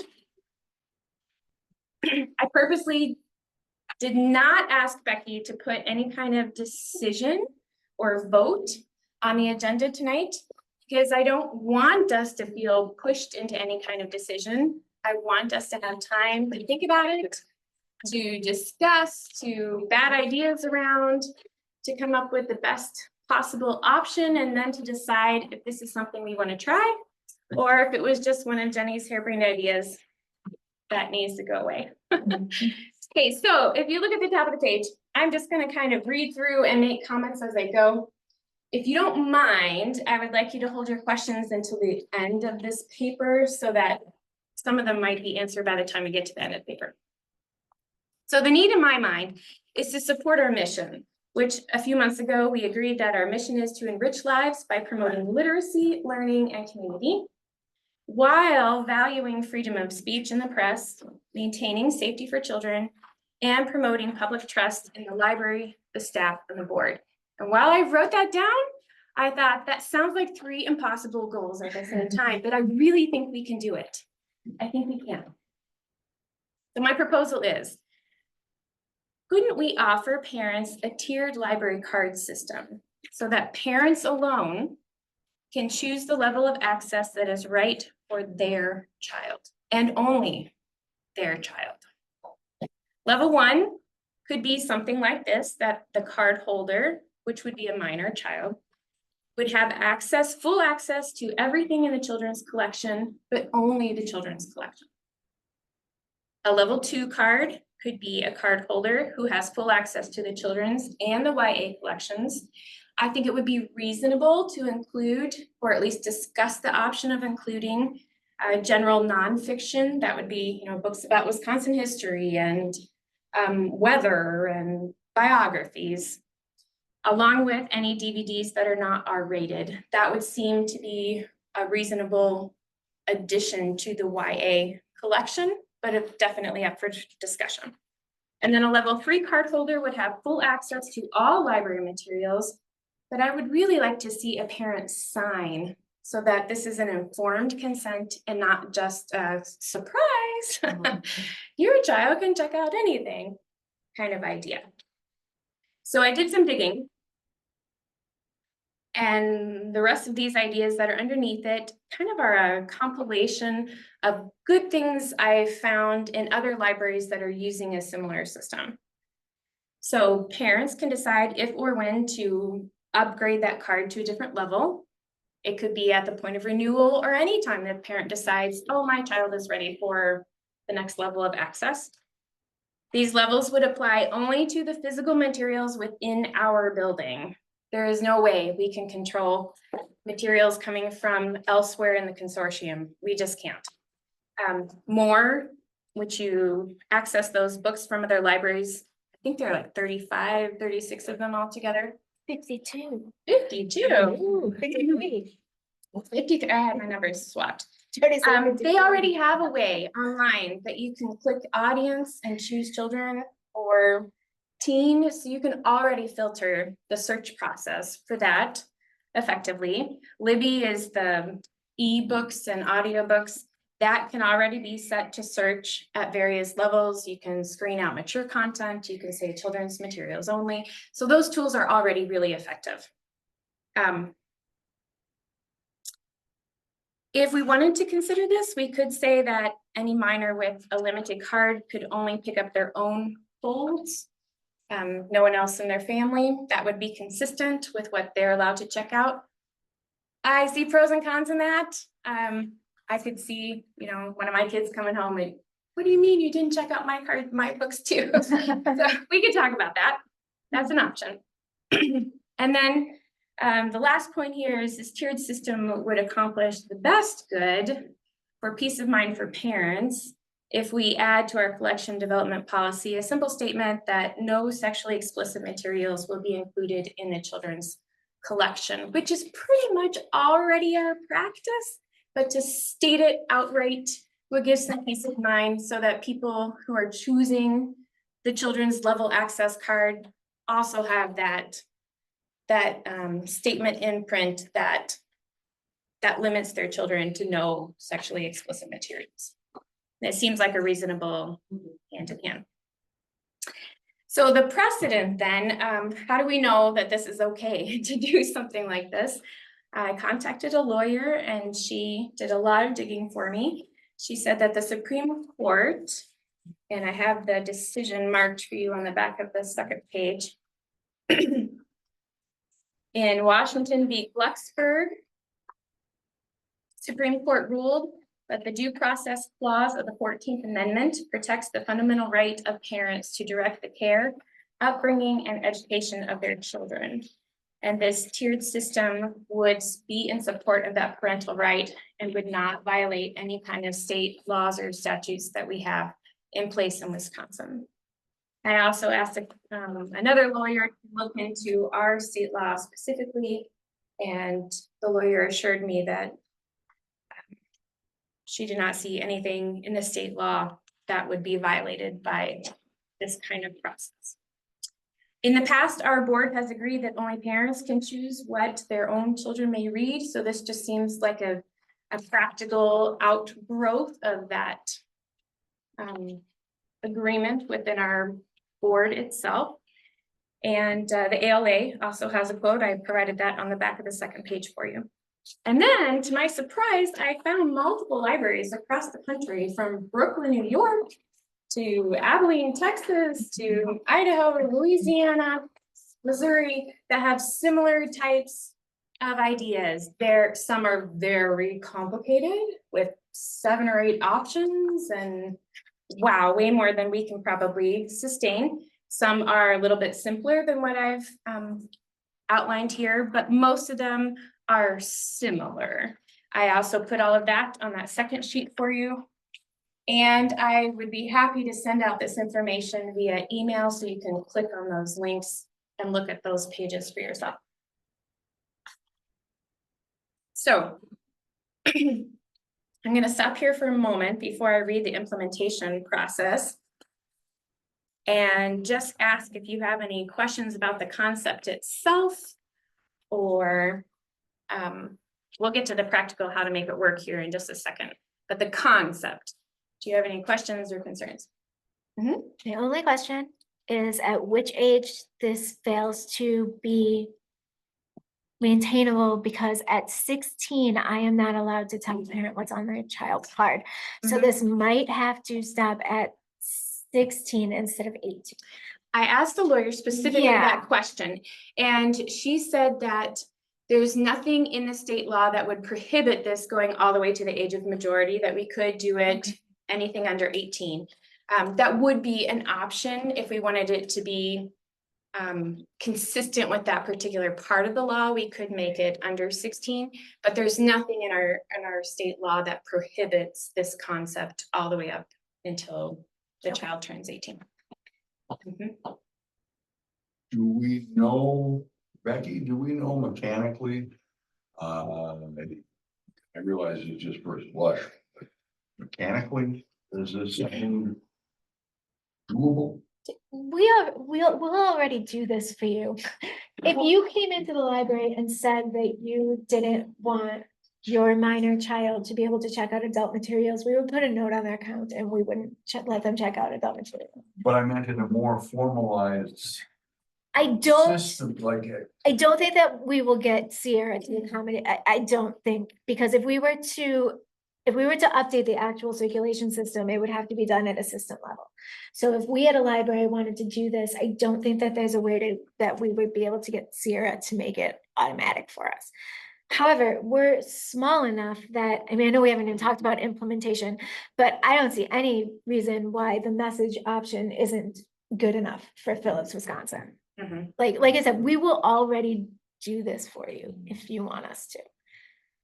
So as far as implementation goes, the libraries that use this kind of system across their whole consortium, it is embedded in their software. Right. And they have an IT person who sets that up, and they work differently. I asked them, you know, what software do you use? I wanted to hear somebody say Sierra, but I didn't get that answer. We got several others. Sierra's website claims that they're highly customizable. We can certainly ask our IFLS person if she's willing to look into it for us, and you know, what would it take to make it a little more automatic so it's less work for the people at the front desk, just to see if it's a it doesn't hurt to ask, that's for sure. But I thought the same thing, that even if it doesn't work through a software setup, we are a small enough library, and this card system would affect few enough patrons that it probably is quite manageable by the front desk staff. Just with a series of messages. They already use messages for things like, if someone owes for like a missing book and it stops them from being eligible to check out material till that fine is paid. And they use a message, or if someone is brand new, right, there are There's a restrictions 3-item for the limit. first 30 days, right? So they already have something similar to this in place. The one thing I noticed is that when we scan materials like a book or a DVD, it's not immediately obvious where that item is from. So it would take a little getting used to check that item itself and be careful about that. We have color coded the labels on our items. So I think in the front desk, they'll catch it for the most part. Like our spine labels are different enough that I think, yeah. Can those be added to the DVDs too? Well, the DVDs, all of the children's DVDs have green dots on them, Okay, and all of the rated R DVDs have a rated R sticker on them. okay. So like that is. So it shouldn't be a big It shouldn't be a big overhead deal. work to set up. I know. I'm wondering what she's thinking. There be like different colors. That's in here too. I'm almost thinking like a sticker on the card that we could right. remove Or a or punch something. or something Yeah. that's just like a lot. A quicker visual than reminder. Making Right. sure you're seeing what's on it. But that's, Should be like double. I'm more worried about materials from other libraries. Like we used to have that 5-item limit on DVDs, but if you requested 10 DVDs from Park Falls, we'd let you check them all out because you've requested them, you've brought them here.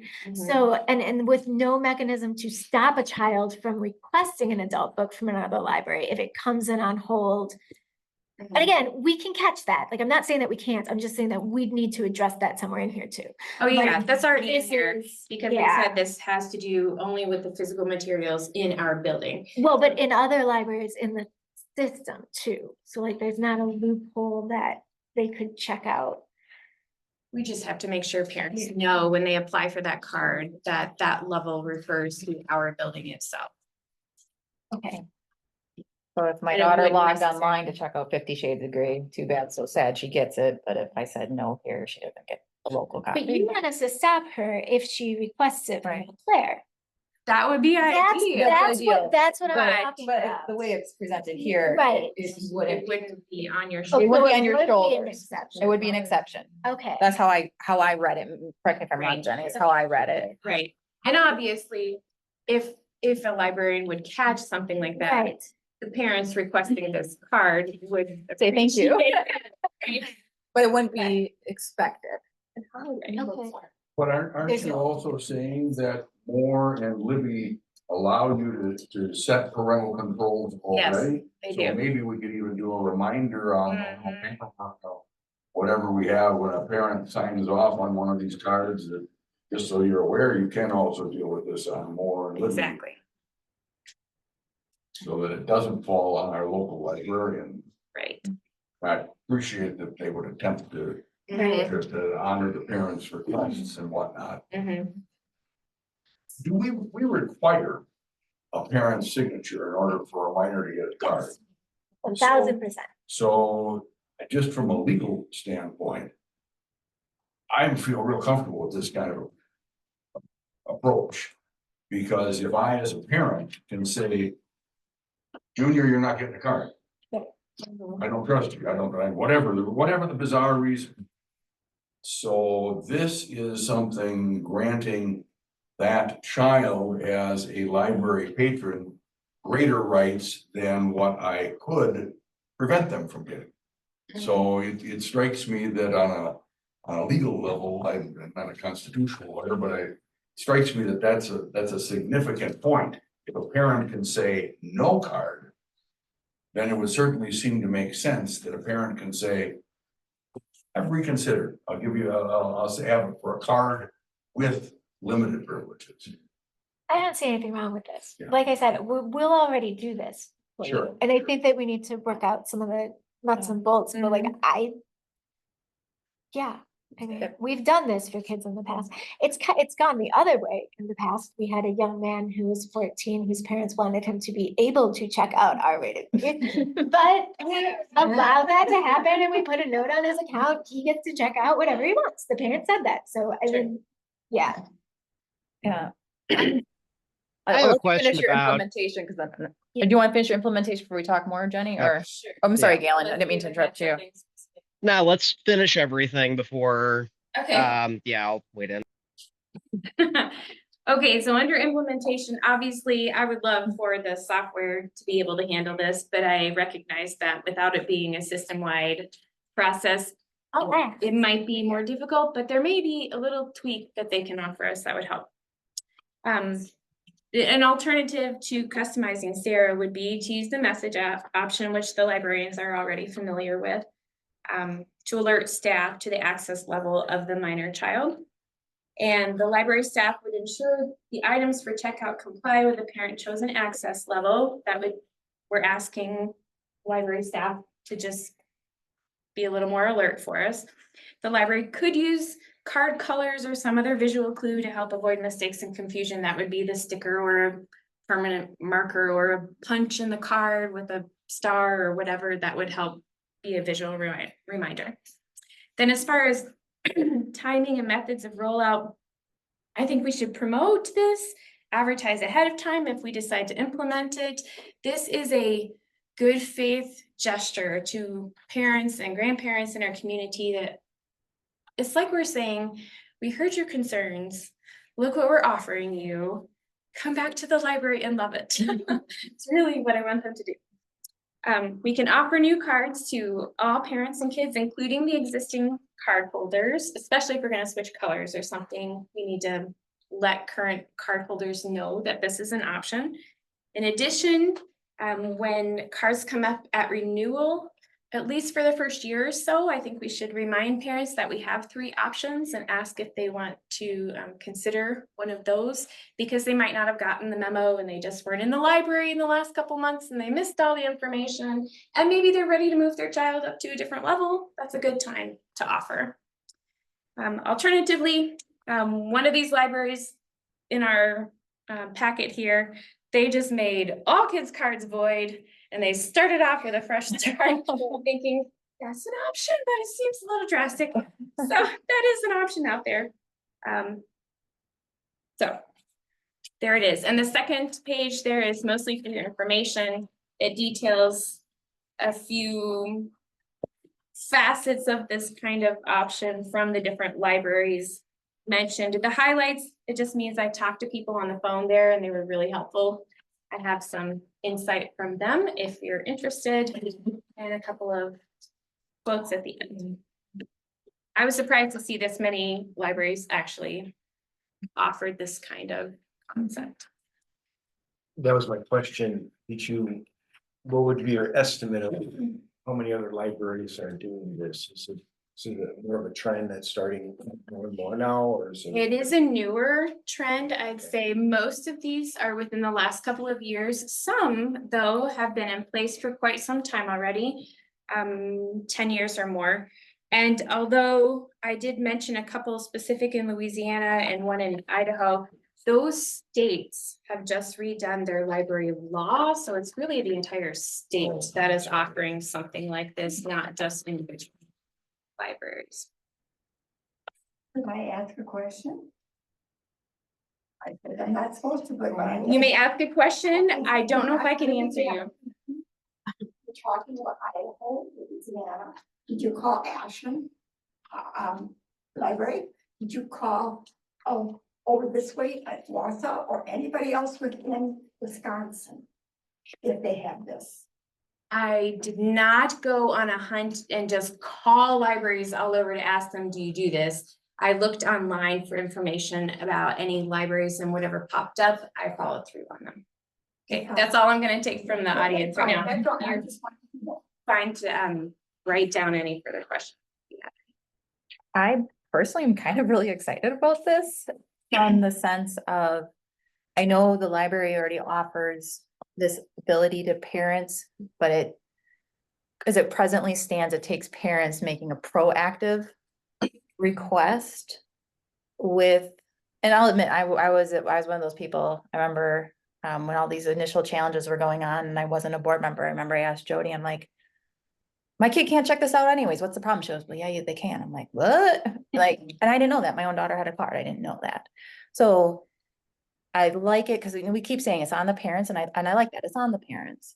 But if the parents can know, I made wrong assumptions, I'm sure other parents have. So it just makes it very clear what each parent's comfortable with. And it brings it hopefully more consistent follow through too. So if we're talking about adult books that parents would say, I don't want my minor kid checking out that adult book, they can't. It's very clear. I have a couple of questions, or at least one that jumps to mind. In the past, when the library had done this, I guess this is a question for Becky Poole. If a parent had said, I don't want my kid checking out adult material, was that implemented? Like they just couldn't check out any material from the adult section, even if it's a completely dry and boring historical biography or something like that, that doesn't have any controversial material in it, just because it's in the adult section? Or was there actual content evaluation going on by the library staff? No, yes, and that's the key thing, is that we want to keep the content evaluation out of the hands of the librarians. Like Yeah. I mean, if you want to say that your kid can check out adult nonfiction, but not adult fiction, that we can do. But like, yeah, if you say that your child's not allowed to check out any books that say that you're supposed to chop down every tree in the forest, they, like, you just can't even do it. So yeah, so as long as it stays within easily, but easily outlined areas, that's easy enough. Yeah. Right. And I mean, I guess I would guess, like, just off the top of my head, I think a problem that would happen with implementation there too, potentially, is, okay, say we restrict them from adult fiction, but let them check out adult nonfiction. If they're checking out a biography on, I don't know, Winston Churchill, that's probably going to be pretty tame. But if they're checking out a biography on like Jim Morrison, or something like that, there might be some material in there that parents would not want their kids to read.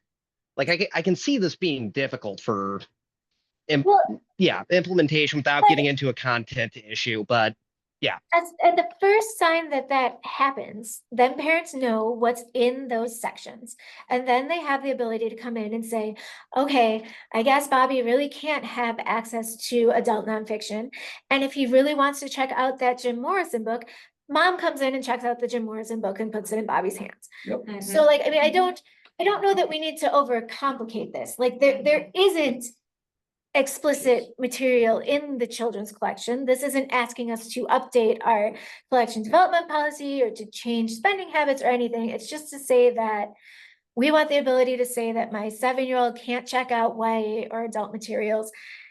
And honestly, as a parent, I think you should have that right. Like, I mean, I'd love it if you could come to the library with your kid all the time, but and the flip side of that is that if you're letting them in the library, yes, we can keep them from checking it out, but we still can't keep them from looking at it. And not that I want to like push that and have parents be like, well, then this doesn't solve anything, blah, blah, blah. Like the amount of kids that grab a book and actually sit in the library and read it is really, really, really low. So yes, saying that they can't check it out will probably make it so that they don't look at that book. However, my staff is not going to be watching Jimmy, and if they're playing around back by the Eagle and they have a book on their lap. So Exactly. And that's only reasonable. We're not asking the staff to make content evaluations, and we're not asking the staff to turn into babysitters, and that's not right. Please. I think this is a good proposal. We need to digest it, maybe tweak it. First, whether or not any other library in the state does anything like this, doesn't matter. I mean, right now, we're kind of in the hot spot where the other libraries are, so we have to do something to try and fix it, make it better, and I think this is a good way possibly to do it. Okay, thank you, Brian. I really like this idea so far. Just thinking in terms of the concerns that some of us have with regard to some of these materials. This doesn't eliminate the question of pornography, but it drastically shifts the concerns for the materials that we've been looking at over the last couple of years. And it should be able to deal with a lot of the, I'll say the gray areas, the materials that some of us look at and say, I don't think these ought to be here, or at the very least, I don't want little Johnny to be here, and the response back, well, and you need to sit there with Johnny all the time, that Johnny's in the library. Well, I don't like that idea either, and this seems to address a good part of that. I think this is a really good idea to bring forward.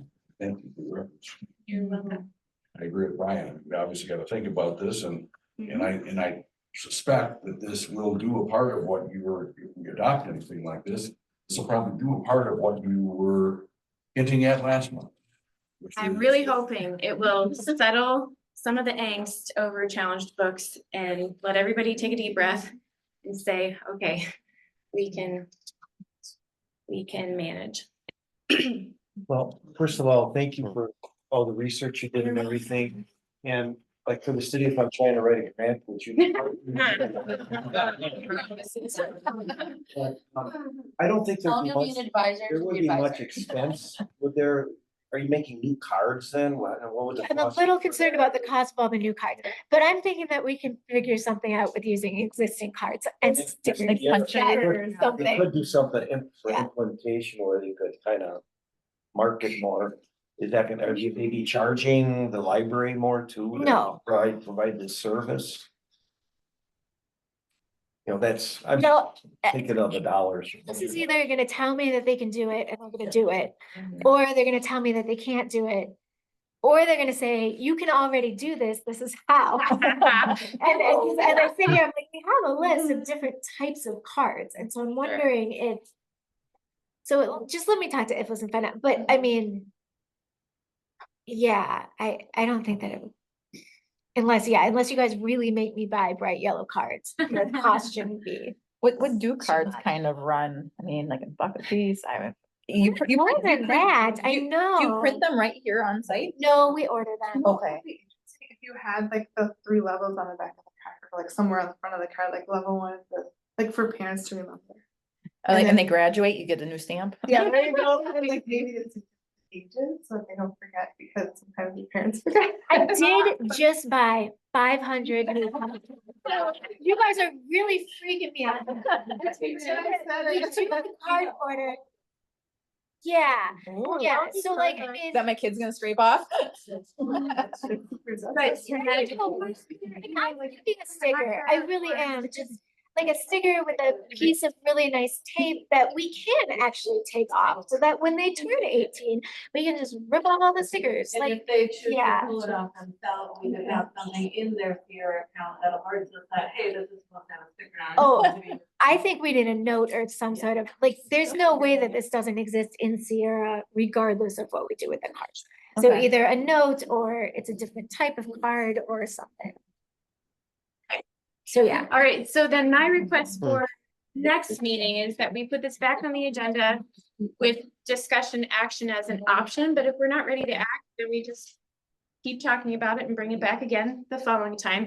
And Becky, in the meantime, if you could look into the IFLS angle and chat with your staff about implementation, what would work best for them at the desk, if they have any cool ideas about how to mark the cards or something like that. And all the rest of you, if you can digest it and come back with any great ideas or challenging questions, we want to beat it to death before we put it into place, if we put it into place. Can we get this stand in and pop onto the website and Facebook and whatever, so that people can see what we're talking about easily? The community, you're saying? Community? Yeah. We can digest it next time. Let me get digital copies to the board first, and let's give it another month for the board to think it through. Certainly talk about it to other people. I'm not sure if I'm ready to send my baby out. Well, then, I want you to pull it apart first. Well, before it'd we- be nice if in influence that's doing this for all we know. That And is I possible. want to find that out. Sure, that's a great idea. so I'll ask the awkward question then. So if someone in the public approaches us, wants a copy of this, We I have to leave give that it to to your- them, right? it's open record, Yeah. right? I mean, okay, I just wanted to be clear. That's all they're doing. Just doesn't want it to Okay. Yeah, I just wanted to be clear. If someone asked for it, they could get it. And I might be fine with posting it. Let me think about it. Maybe that's what you're called over. Yeah. Well, and Keep bringing my kids to the library.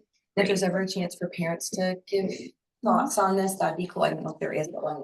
Sign up for Yes. next, sign up for next to Monday. do Public comments next Sign up month. for comments, where is Yep. that? When you come in next month. And you can also send in. Yes, you can. Emails.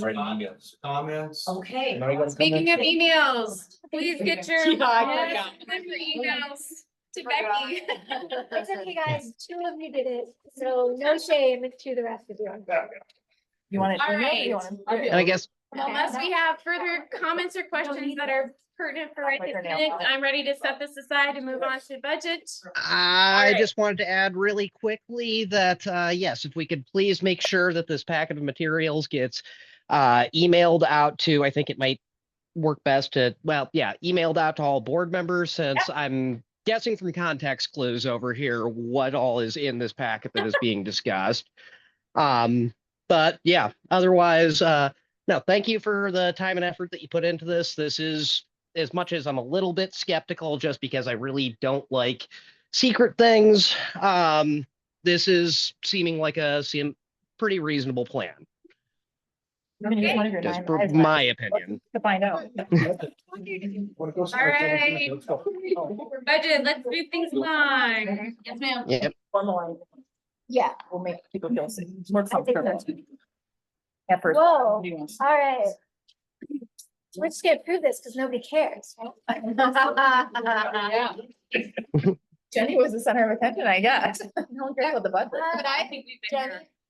I have questions I bet you have answers to. Can I just email to you? Absolutely. Okay, Please That's do. fine. I'm sure that you do. Please do. So, okay.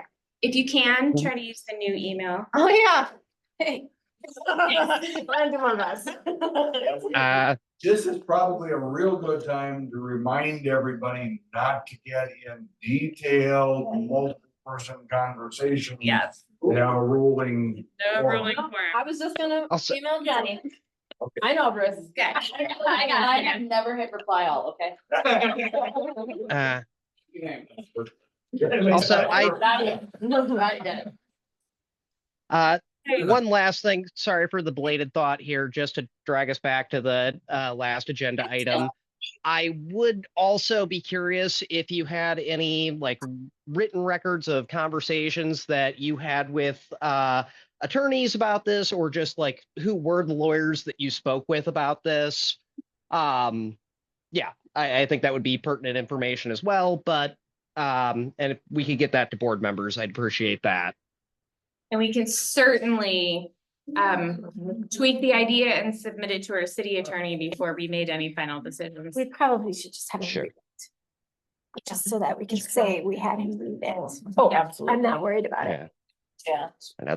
Okay, Yeah, I mean, thanks, Galen. thank you. All right, Thank you. budget, Becky. Okay. Well, I mean, okay, so the biggest hitters were, there was a 25% increase in health insurance. I know, Mark knows all about this. We all plan on storming Shelby's office in May and asking her to please fix this for next, but whatever. It's fine. So it is what it is. So there was a 25% increase in health insurance, so that is reflected. Aside from that, oh, so the more maintenance fee is what we pay more, and that is under contract, so at the very top of page 38. So our more maintenance fee increased by about $600. That's actually pretty good for an increase in our more maintenance fee. And then, so what you're looking at now is the city giving us $179,040, which is what they gave us this year, minus they also gave us $3,774 in ARPA funds. So when you look at that 182 number there, that's what the city gave us last year. But we didn't, that wasn't a continuance going forward. That was included this one-time ARPA fund thing. So the city isn't actually giving us less money this year. They just don't have ARPA funds to give us. So this budget reflects a 0% increase at the city, which is what they always ask me for, aside from last year when they gave me that little 3% increase because everybody got extra from the city. From the state, sorry. So, and then this county payment reflects the 80% instead of the 70%. So the 172,207. So at a 70% reimbursement, we were about $6,500 short in this budget without increasing a single thing. And at a 70%, we were still going to get about $150,000 from the county. So we were still going to get like a little bump from the county. So like, just know that like, I know this looks like a lot of extra money, but actually even at 70%, we would have had a little bit more. So I don't know. So I gave my staff a 3%. That seemed like a good thing. I didn't get a raise last year, so I also have a 3% in there for me. Our end salary for this year will look a little different because I am paying Linda a little different of what I was paying Jake, and it doesn't get down to exactly 6 months. There's like a little twinge there. So that's why that little box is highlighted. I'm paying Linda 70.75 and I was paying Jake 1803. So the average of those two numbers are in there just for the estimates for 2024. So that's why that is highlighted. We cover the bonuses, which is our longevity, and that is overruled by the city handbook. We just do that. That's what we have to do. And we also contribute to employees' health savings accounts. Again, we just do those two things. So that is why you see 3 lines of salary. So the first one is just base salary. The second one is with the bonus. And then the third one is with the health savings. I mean, retirement and social security, I think retirement went up like 0.05%. It went up some negligible little amount. Yeah, so that's in here. Shelby has seen this. I do not like giving this to Shelby before you guys have seen it, but the ridiculousness at which I was trying to get numbers together this year because we were waiting on the county and we were waiting on the health insurance means that the city has seen this. That said, you can change anything you want as long as we don't change the city contribution. And I can give the numbers back to Shelby again and it will be fine. So yeah. So I don't know. I mean, I bumped up programming like crazy because everybody wants programming. I bumped up staff development a little bit because staff love going to that. Jody went to a thing a week ago and had a great time talking to other front desk people. I did bump the book budgets up just a teeny bit because it is a library and I know that we're concerned about cutting them. We are still really full and we are still reading like bandits. So until CERC really gets some of more stuff off of our shelves, I don't see the purpose in buying way more books when I don't have anywhere to put them. And it just means that they're going to sit on the shelves for less time because I have to get rid of them faster to let new stuff come in. People know how to use the system. They get the stuff that they need from the other 53 libraries. I think this is actually a pretty good amount to sit at our book budgets with. Same with AV. I bumped it up just a little bit with the thought that we kind of depending on where we have more money right now, we're buying those box books. So I've done one order out of regular books and I've done one order out of AV, but the kids really, really like those. So kind of with the thought that if I really can't get kids materials on DVD, which is getting harder and harder and harder and harder to do because it's all streaming, then I can spend this on box books. So yeah, and then You just can spend it on what books? they're speaking books. Box, So, BOX. BOX. So you open it up, you press a button, and it reads to you as you flip the page. So it's like books on tape, not books, like when I was a kid, you had the record player and you know. On page. Can't imagine myself. I did throw just a little bit of money back in there for replacements. That's just money that I don't have to ask for the board from replacements. We have a replacement account at the board as well, but it's kind of nice to take it out of the budget if we can.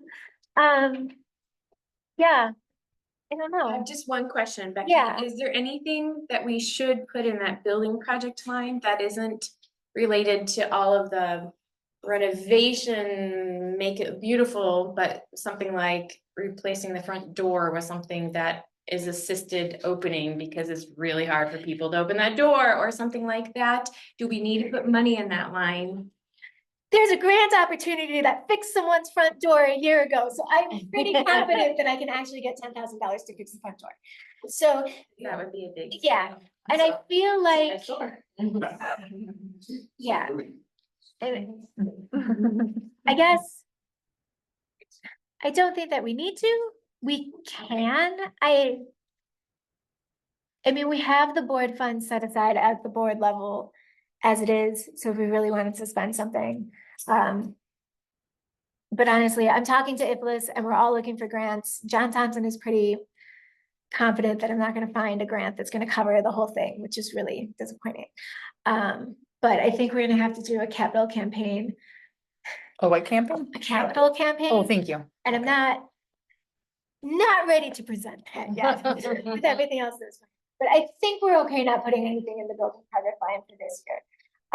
What the increase in the county funding will do, even if they fund us at 70% again next year, which I'm hoping that after the fight of getting it up to 80% and with any goodwill that we can create, that it stays at 80%. But even being at 80% for 1 year will bump up what 70% is. So Sure. before we start putting money aside for other, like, I guess I don't feel like we need to for next year. And let's just see, if the county holds steady at 80% funding, then yes. And at that point, I think we actually need to try to maybe get a capital expenditure fund where we can save some of this money for when like the air conditioner blows and the heater decides that it's not gonna work and the building falls apart. I was gonna say, I think it's a logical thing to do, to have some kind of a contingency fund, because it seems to me that we shouldn't be relying on the donor monies for what are real capital contingencies here. And all of the money that the board designated funds have is all donor, book sale, past year's fines. Sure. None of it is taxpayer, tax money. And it would seem to me make sense to put something in here as a contingency fund. Right now, we don't have a mechanism to keep it. So what was happening is, when I started working here, we used to put in like $2,000 for capital expenditures every year. And if we didn't spend it within that year, it just went back to the city. Because if I come in as Is that bad? Well, it I mean- changes the formula of our cost per item, which changes our funding down the road. we really should be trying to spend. And technically, I don't think the city's actually allowed to do that, and I've never pushed it. They are supposed to be keeping our shortfall in an account for us. If you think that now is the time to talk to them about that, they have held money Financial in team. the past. So maybe Yeah, you have a maybe advisor. maybe the committee does Talk want about to talk about this, because yeah, what we need for the city to agree to hold a fund, and they have that roofing fund for us. And the year of COVID, when we came in at like 10,000, they did hold on to that for us. That's what we used for YA. So if we want to do that, I guess I'd want to make sure that the city is willing to do that before we put money in the budget that we're not necessarily planning on spending. But I'm not talking about a ton of money. I'm not talking about $20,000 or something. I'm talking about if we put in something between $2,000 and $5,000. So that we got something there, if we can't get the city to agree that unspent funds in this category only could be held over, held in a special fund, as they have done for now they're doing it for they were doing it for 3 departments. I think now it's just 2, the fire department and public works. I believe they are now finally, they are putting sinking funds for vehicles for both, I believe. It sounds vaguely familiar, but Well, the police car just bought a new police car. It's on order. Right. Fire truck's on order too. I don't think they've set funds aside though for police cars. But I think they did for the fire trucks. Yes, yeah. Fire trucks, they have a sinking fund, so, but anyway, that would be my twist to say some amount. And if we can sort it out between us and the city for, you know, what we can do if we don't need that for a capital expense, but yeah, it just seems like, well, so if a furnace goes out or air conditioner units, or should it over rather than. Well, Right, use it or lose it. Yes, yes, yes. I would say I'd be We could- comfortable taking the 2,000 off the upping the book budget. I was gonna and just say, Putting that in that. we could leave the book budgets where they were and put I it in a think contingency. fund. That'd be the easiest way to say it. But for personal clarification, if the furnace does go out here, that is something we have to budget for. I guess I made the assumption that that was just part of being a city facility, that it was No. covered. They'll come do the work. Oh, yes, they will come do the work. We have to buy the materials. Yep. Okay, thanks for educating me. Yeah, 3, we do. You okay. wouldn't know it. Random. They're there. But otherwise, Becky, thank you very much for your work. The vast majority of it looks excellent to me. From looking at it earlier this week. Becky, Yes. speaking of furnaces, in the first page, Mm-hmm. gas and electric. 1,300 by in 2022, the billing change of sorts to just be combined. What is it? They did. They combined that line and we put 9,000 in there and we're on track. That line, according to here, is we're at 35% left for Wow. utilities. So I think, yeah. And when I get the estimated for the 2024 estimate, I literally go through and put in all of the bills that I have, and then I divide them by the number of bills that I have, and then I times them by 12, so that 9450 should be pretty close to what it's gonna end up costing us. So I'm not worried unless somebody increases it a ton, at which point we can do a budget adjustment and move funds around if we need to. But I haven't heard that it's supposed to get way worse. I feel like anything could change at this point in like 2 seconds. I think they're actually predicting that natural gas is going to be staying or even a couple of % decrease. Oh. Choose There you good go. things. Yeah, right. What do you want us to do with this? So then I guess I would like you to approve it with the adjustment that we leave the book budgets where they are and we put $2,000 into the building project fund. So that we have that. Can we label it capital contingency? Yes, fund or we something? can That's a great label idea. it, can we just call it the capital fund? No, capital. I think that's what we used to call it way back in the I day. think so. Yeah. Some variation of that, just. But yes, we can call it whatever. I got a we want quick it to. question on the right hand side of the first page, and then page 7. You're hired, and you there percentage is. How do you interpolate that, or is it just not in order, but the last time you got a raise was in 2022? No, this is literally when they were hired as a full-time employee. And those numbers are just there so that I can figure out longevity, which is the bonuses. So it's a nice little information for you guys to have. That's when, like Jody actually started working here in 2013, but she went full-time in 2014. And then these numbers, I just match up with the city handbook and figure out how much money I need to add into bonuses. So really, for your purposes, that column doesn't really matter. And then the increase is just the percentage increase of the raise, so that you know. And then for the raise, just out of curiosity, if somebody else, when's the last time you got a raise? The staff got a raise last year. I think, was it 2% last year? 3 comes to mind. It might have been 3. I last got a raise in 2020. That's a good question. And we for- kind of took, I'm sorry, Meredith. Oh, yeah.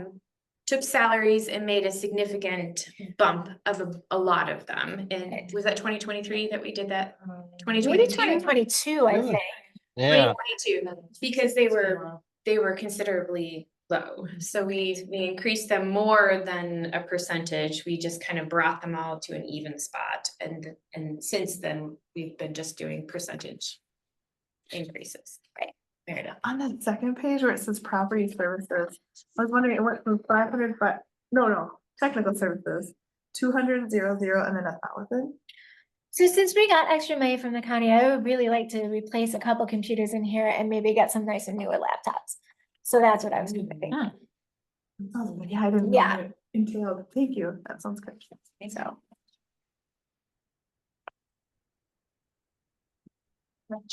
Yeah. And as far as just looking at the hours on 2025 at the top of the chart. Remind me again, so someone who works like 260 hours, they're not benefited. But obviously all full-time are receiving full benefits. It looks like we've got two, Susan and Evelyn, that are basically half-time. Are they receiving benefits? No, so it's just Jody and I, and we each have a family plan, and then Linda actually is just doing a single plan, which was good, because otherwise, when Jake left, if it had jumped to a family. Well, I know that it was an issue in distant past years about having some folks that were working like 80%. Right. Enough that they were getting benefits, but that made them a little bit more expensive than the full benefit that we were getting from them. So we've always offered benefits at 30 hours a week, and right now there isn't anybody that would work more than 25. All right, thank you. You're looking for a motion to approve the budget with the changes of leaving the book budgets the same as 2024 and including $2,000 in the building project line, which we're renaming capital fund or something similar. Oh, I'll second. Motion made by Mark Peterson. Let's jump in there. By Mark with a C. And seconded by By who? Becky. Yep. Oh. Yeah. All in favor, say aye. Aye. Any opposed, say no. Motion carried. And you, Galen Al. abstains. Oh, right, thank you. Yes. For remembering Galen. Galen is abstaining, those of you who aren't aware, because his mother is on the payroll, so we had asked him to abstain from budgeting decisions. Okay, any new business to add to the agenda for next meeting? We had talked about potentially reviving the book challenges next meeting to be followed after the conversation about your proposal. Is that something we're still ready to readdress, or is one more month request appropriate? I like the idea of one more month just to review the proposal because it kind of applies. Okay. I thought it would be. I'm personally comfortable with that, but I don't know if we need to make a motion, or I can't make a motion because it's not on here, but. Do you think if we do, like, if we have, you know, a new policy, is it possible that Becky presents that to the person who made the challenges, or because they've been on our agenda, do we still need to go? So that's a good question for the That's a good lawyer. question. Certainly nothing to stop the presentation. That's true, yeah. I mean, obviously, if a person were to withdraw their challenge, that would certainly take care of the issue. I think the challenge is still valid and the new policy, we have stated it applies retroactively if it applies at all. Right. Right. They really are two- Also, They are two different subjects, yeah. yeah. Now, So also two just thoughts that I recall- have. Number one, if my memory serves with our challenge process, we had something in there where we said once a book is challenged and the board rules on that challenge, that was going to be dispositive for a certain amount of time so that somebody couldn't just re-challenge the same book every single month and try to. So I think there's actually like some utility in hearing out a challenge just to say, this is what we're doing with the book and have it done with, and not have it something that's still floating out there. And I guess one other, and like, sorry, this feels like almost a jerk question to ask, but do we have something in our challenge policy that says that somebody can withdraw a challenge? Sure. Definitely, because the person, it's implied in the process, because the person meets with Becky to try to resolve the issue before it comes to the board. I think at any point before the board rules on that, that's an open option. Cool. Could we have I the mean- challenge policy for next time? Like in the materials, cause I don't remember all the rules. Was it, Is it in there? it's not in there, I don't right? think so. Wasn't in the part of the bylaws you I put don't today? think we've, no, it's a separate policy. Okay. Alright, Yeah. I And think like, we should just put it on the agenda, and if we can take it off the agenda because something happens, then we take it off the agenda. I agree, I think we should try. yeah, this. that seems, Alright. can a request be made that it's discussed after Jenny's proposal? Oh, yes, we're doing it. Sure. Thank you. Just gonna ask. All right, any other new business for next meeting? Let me or Becky know if something comes to your mind. Date and time for next. Are there any questions back there? Sorry, that was me just jumping all over, it. Sorry. I couldn't remember if. Oh, yeah, is anybody there? Nothing is written. Okay. Thank you for asking. As we acquire our new Gmail addresses for the library, is it appropriate just to send? I think I just sent it to Jenny and Becky. Cool. Sorry, it didn't come through. I'll try It's again. okay, I got Um, it now. Is it a- To send one too. Yeah, I totally created mine. Yeah. Oh my gosh, that Is it appropriate to send it to each of you individually as it's created, so you have it, or just? You'll see it when Becky sends it out with my new address. I don't think it's an open records issue, I didn't. Okay. And That's it's- no different than scheduling or anything else. As soon as you get them, Becky, if you could ask Evelyn to please correct that on the website, I would be very Yeah. much appreciative.